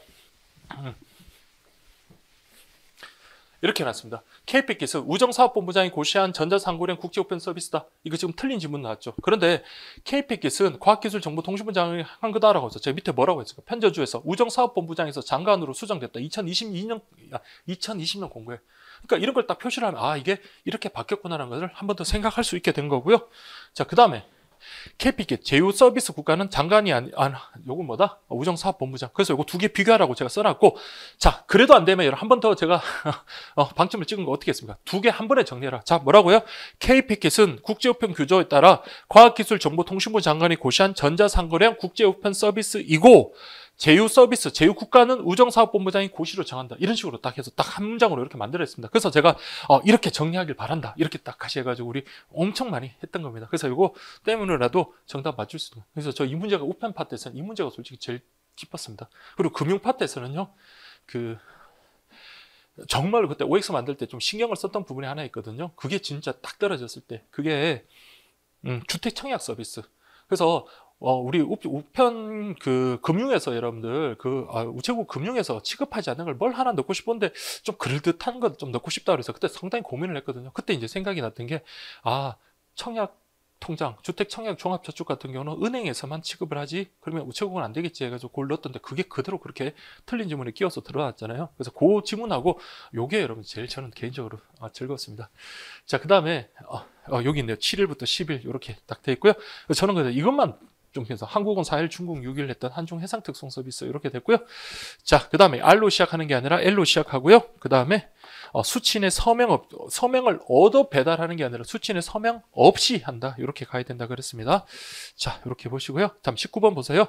국제우편 스마트 접수에 대한 옳지 않은 것은 그랬습니다. 근데 이게 또 우리 제가 옛날 같으면 이런 걸 뭐 볼 시간이 없었지만 이번에 좀 늦게 이렇게 기술풀이를 하다 보니까 좀 우리 또 다른 뭐 좋은 훌륭하신 쌤들 거 이렇게 좀 보다 보니까 근데 저는 이거 되게 그냥 간단하게 풀었던 것 같은데 제가 좀 지식이 모자라는지 모르겠습니다. 자, 여기 보세요. 접수 대상 우편물이라고 되어 있습니다. 자, 여기 보시면 근데 그냥 제가 푼 방식대로 그냥 할게요, 여러분들. 그러니까 제가 뭐 어쨌든 문제 푸는 게 일단 저는 중요하다고 생각하는 사람이니까 자, 접수 대상 우편물은요, EMS, 그 다음에 국제소포 등기 소형 포장물. 자, 이거는 워낙 중요한 거였죠. 그래서 새롭게 스마트 접수, 말 그대로 우리가 인터넷으로 접수하고요, 우체국에 가서 접수하든지 방문 접수하든지 그렇습니다. 그러나 EMS 같은 경우는요, 자, 요거는 5% 할인, 그 다음에 방문, 그 다음에 창구 접수 가능하다라고 했고요. 얘는요, 할인이란 말은 없었습니다. 그래서 저는 할인 안 해준 줄 알았어요. 그리고 요거는 창구 접수가 가능하다, 이렇게 됐습니다. 자, 그러면 보십시오. 요거는 맞고요. 자, 국제 우편 스마트 접수 우편물에 대해서는 우편물 종별에 관계없이 5%. 그러니까 저는 그냥 이것만 보고 이거는 EMS만 적용한다고 생각했는데 이게 뭐 좀 찾아보신 선생님들은 뭐 등기 소형 포장물도 있다 뭐 이렇게 말하기도 하고 뭐 다음에 이게 좀 논란이 있다 이렇게 말씀하시는 것 같은데 잘 모르겠습니다. 근데 저는 있는 그대로 본다면 자, 이거 종별에 관계없이란 말이 틀린 것 같고요. 그 다음에 국제우편 스마트 접수 우편물 중 대상 우편물에 따라 방문 접수가 가능한 우편물과 그렇지 못한 우편물이 있다. 그렇죠. 이렇게 방문 접수가 가능한 것은 EMS, 그러나 국제소포, 등기 소형 포장물은 창구 접수만 가능하기 때문에 맞는 질문이고요. 자, 그 다음에 이거 좋은 이유가 뭐랬어요? 우리 기표지도 아끼고, 그 다음에 우리 접수 창구 직원의 업무 부담도 경감하고 그랬죠. 그래서 접수 부담 경감에 기여한다. 이렇게 보시면 되겠습니다. 그래서 이거 정답 2번이 되겠습니다. 2번. 자, 하나. 이거 보니까 붙는 거네요. 자. 2번 이렇게 하시고요. 자, 그래서 여러분 보세요. EMS에 한해 취급한다. 그래서 이거는 EMS 그 다음에 국제소포, 등기 소형 포장물. 그래서 다 기록 취급하는 것에 한한다 하면 그건 맞는 질문입니다. 다만 EMS에 한해하면 틀린 질문이에요. 자, 그래서 요거는 요렇게 여러분 정리하시면 된다 했습니다. 그래서 EMS 국제소포, 물론 교재에 있는 그대로지만 요렇게 해서 저는 요게 이제 생각이 나서 그냥 어렵지 않게 풀었는데 이게 좀 논란이 좀 있으시더라고요. 자. 그래서 자, EMS 스마트 접수 시 5% 할인. 자, 이거는 창구나 방문이나 둘 다 5% 이렇게 보시면 되겠고요. 그 다음에 국제 소포를 스마트 접수한 경우 방문하는 게 아니라 이거는 창구 접수만 가능하다. 그렇게 가야 되겠고 쭉 보시면 모든 고객이 스마트 접수, 창구 접수와 방문 접수 가능한 게 아니라 뭐만요? EMS만 방문 접수와 창구 접수가 가능하고 국제 소포와 등기 소형 포장물은 창구 접수만 가능하다. 그렇게 가야 되겠습니다. 자, 그 다음에 국제 우편 스마트 접수에 대한 설명을 옳지 정신 나갔네요. 자, 요거 볼게요. 스마트 접수를 통하여 접수 채널 다양화를 통해서 이용 고객의 편의 증진, 그 다음에 전략 서비스 경쟁 사업을 일단은 장점, 그 다음 주소 기표지 조제 비용도 자, 올라가네, 내려가네. 좋죠. 줄어듭니다. 감소한다는 그런 장점이 있다. 이렇게 돼야 되겠고요. 그래서 우리 교재는 이렇게 장점 이렇게 기재됐고 우리 시험에 나온 건 요겁니다. 국제 우편 스마트 접수를 통해 현업 창구 요원의 접수 부담은 증가한다, 감소한다. 그렇죠. 감소하죠. 감소한다. 이렇게 나왔고요. 자, 그 다음에 이제 마지막입니다. 20번. 자, 국제 해신 우편권. 자, 요거는 제가 처음 강의할 때도 여러분들 아직도 기억납니다. 자, 2015년 강의할 때 우리 국제 반신이었잖아요. 이번에 이제 해신 우편권으로 바뀌었는데 국제 그 당시 반신 우편권, 국제 해신 우편권 시험 한 번도 안 나왔는데 자, 이제쯤 한번 나올 때 됐지 않았습니까? 라고 해가지고 막 준비를 해서 딱 정리를 했어요. 그러니까 막 다 정리했습니다. 그런데 2016년도에 막 지문 딱 하나 나왔죠. 그때 뭐가 이제 지문이 나왔냐면 국제 사무국이 나왔어요. 그래서 제가 국제 사무국 하면은요, 우편 그 사무소포하고 그 다음에 해신 우편권에서의 해신 우표 요거를 발행하는 기관으로만 기억하시면 된다라고 했습니다. 자, 그래서 예전에 그 나왔던 지문이니까 자, 요건 개수로 하더라도 근데 요게 조금 하나가 조금 어려운 지문이 하나 있긴 있었습니다. 자, 보세요. 이게 그 국제 해신 우편권 요것도 뭡니까? 그쵸. 해신 요금에 부담 없이. 그러니까 우리 대학생 A가요, 내가 나왔던 유학간 B 대학에다가 저 졸업 증명서 아니면 그 관계되는 서류 좀 보내주세요라고 해신 우편권을 보내면 그 외국에 있는 대학에서 그 해신 우편권을 우표로 바꿔가지고 이렇게 보내주는 거. 그래서 이 사람 입장에서 해신에 대한 부담 없이 외국으로부터 회답을 그렇게 받는 제도 맞습니다. 그 다음에 이거 4년마다 이번에 새로 들어왔죠. 그러니까 만국 우편연합 총회는요, 올림픽이라 그랬어요. 4년마다 한 번씩 개최되고요. 그거 해신 우편권도요, 4년마다 한 번씩 디자인이 바뀌더라고요. 그래서 이거 맞는 질문. 그 다음에 요거 보세요. 요거는 누가 발행한다? 관리사에 아니고요. 사무국에서, 국제사무국에서 발행한다. 그리고 각 회원국에서 판매하는 거 요건 맞다 그랬어요. 그래서 각 회원국에서 발행한다 하면 안 되고 국제사무국에서 발행하고 회원국에서 판매한다 이렇게 돼야 되겠습니다. 그 다음에 현재 필요한 상태에 있지 않으면서 다량 구매를 요구하는 경우 그렇죠. 판매 제한과 거절 사유에 해당한다. 그래서 이게 우리 이번에 새로 들어온 거 판매 제한 거절 사유 하면은 자 최소한 뭡니까 20장을 초과해서 구매를 하려고 할 경우에 필요하지 않으면서도 그냥 다량으로 살 때 그때 이제 뭐 파는 건 아니지만 다만 이제 그 신청서 그런 걸 갖다가 쓰기도록 그렇게 하고 있죠. 그래서 구매 목적이랑 그런 걸 하는데 그 다음에 이걸 가지고 뭐 외국 서적이라든지 외국 우표 구매하거나 그럴 때도 판매 제한 사유에 해당한다. 이렇게 들었었고요. 자, 그 다음에 국제신 우편권 판매 시, 자, 이거는 제가 처음 보는 질문 같았습니다. 솔직히. 근데 교환 개시일 안내를 철저히 해야 된다라고 되는데요. 자, 그러면 딱 바꿀 건 뭐겠습니까? 교환 개시일. 교환 개시일. 근데 이번에 여러분 들어왔던 게 해신 우편권 관련해서 자, 예전에도 있었지만 요거 앞 뒷면이나 그 다음에 뒤에 그 유효기간 그걸 갖다가 뒷면, 앞면에 이렇게 기재를 하는데 당연히 유효기간이 중요하지 교환 개시일은 중요한 게 아니겠죠. 그래서 이거는 유효기간 그러니까 종료일 그걸 철저해야 된다 이렇게 되는 거고요. 이것도 조금 어려웠던 것 같아요. 그 다음 이거는 자 우리 이번에 뭐 과학정보기술정보통신부 장관 우정사업본부 고시에서 요금 여러분 쭉 나왔었잖아요. 그래서 그 전부터 원래 있던 겁니다. 그래서 이게 우리나라에서 팔 때는 1,450원, 그다음에 들어올 때는 4지역 20g에서 800원에서 850원으로 예전에 올랐었거든요. 그래서 이건 850원 이렇게 보시면 돼요. 그래서 우리가 여기서 살 때는 1,450원, 그 다음에 외국에서 들어온 거를 갖다가 해신 우편권을 우리 국내 우표로 바꿀 때는 4지역 20g이니까 850원. 자, 이렇게 해서 맞는 질문입니다. 하나, 둘, 셋, 넷 이렇게 가야 되겠어요. 그래서 정답 2번 이렇게 보시고요. 자, 어쨌든 마지막이니까 조금만 더 힘내겠습니다. 자, 한번 보세요. 우리나라에서 판매된 국제해신 우편권은 수취내에서 해신 요금 부담을 지우지 아니하고 해답 반대 편리한 제도 각 회원국이 발행한다? 아니죠. 국제사무국이 발행한다. 우리 앞에 거는 맞고요. 뒤에 거 틀렸고요. 해신 우편권. 자, 우리 2016년도 기출해서 만국우편 국제사무국에서 발행한다. 그래서 이거는 맞는 지문으로 시험에 나왔습니다. 자, 그 다음에 우리 총회가 개최되는 매년마다가 아니라 4년마다 이렇게 돼야 되겠고요. 자, 다량으로 구입할 수단으로 한다. 우표를 수단. 이건 제한된다. 그래서 제가 딱 떨어지는 건 없지만 세 가지 사유. 현재 필요한 상태에 있지 않으면서 한꺼번에 다량 구매할 때, 그 다음에 서적 대금 지불 수단, 다량 우표 이런 것들을 할 때, 다량으로 우표 구매할 때 이럴 때는 제한 사유에 해당한다. 자, 그 다음에 국제해신 우편권의 판매 금액은 1,450원. 그 다음 판매된 것은 자 우리 4지역 20g 한국특장 4지역 20g 그래서 얼마다? 850원 이렇게 되는 거고요. 그래서 이게 제가 보니까 좀 추가를 했는데 한번 보세요. 국제해신 우편권 판매 시 교환 마감일 즉 유효기간을 철저하게 안내해라. 그래서 우표료와 교환을 마친 거는 즉시 수시로 이제 자 그러니까 요거는 생각이 나는데 요건 생각이 잘 안 나더라고요.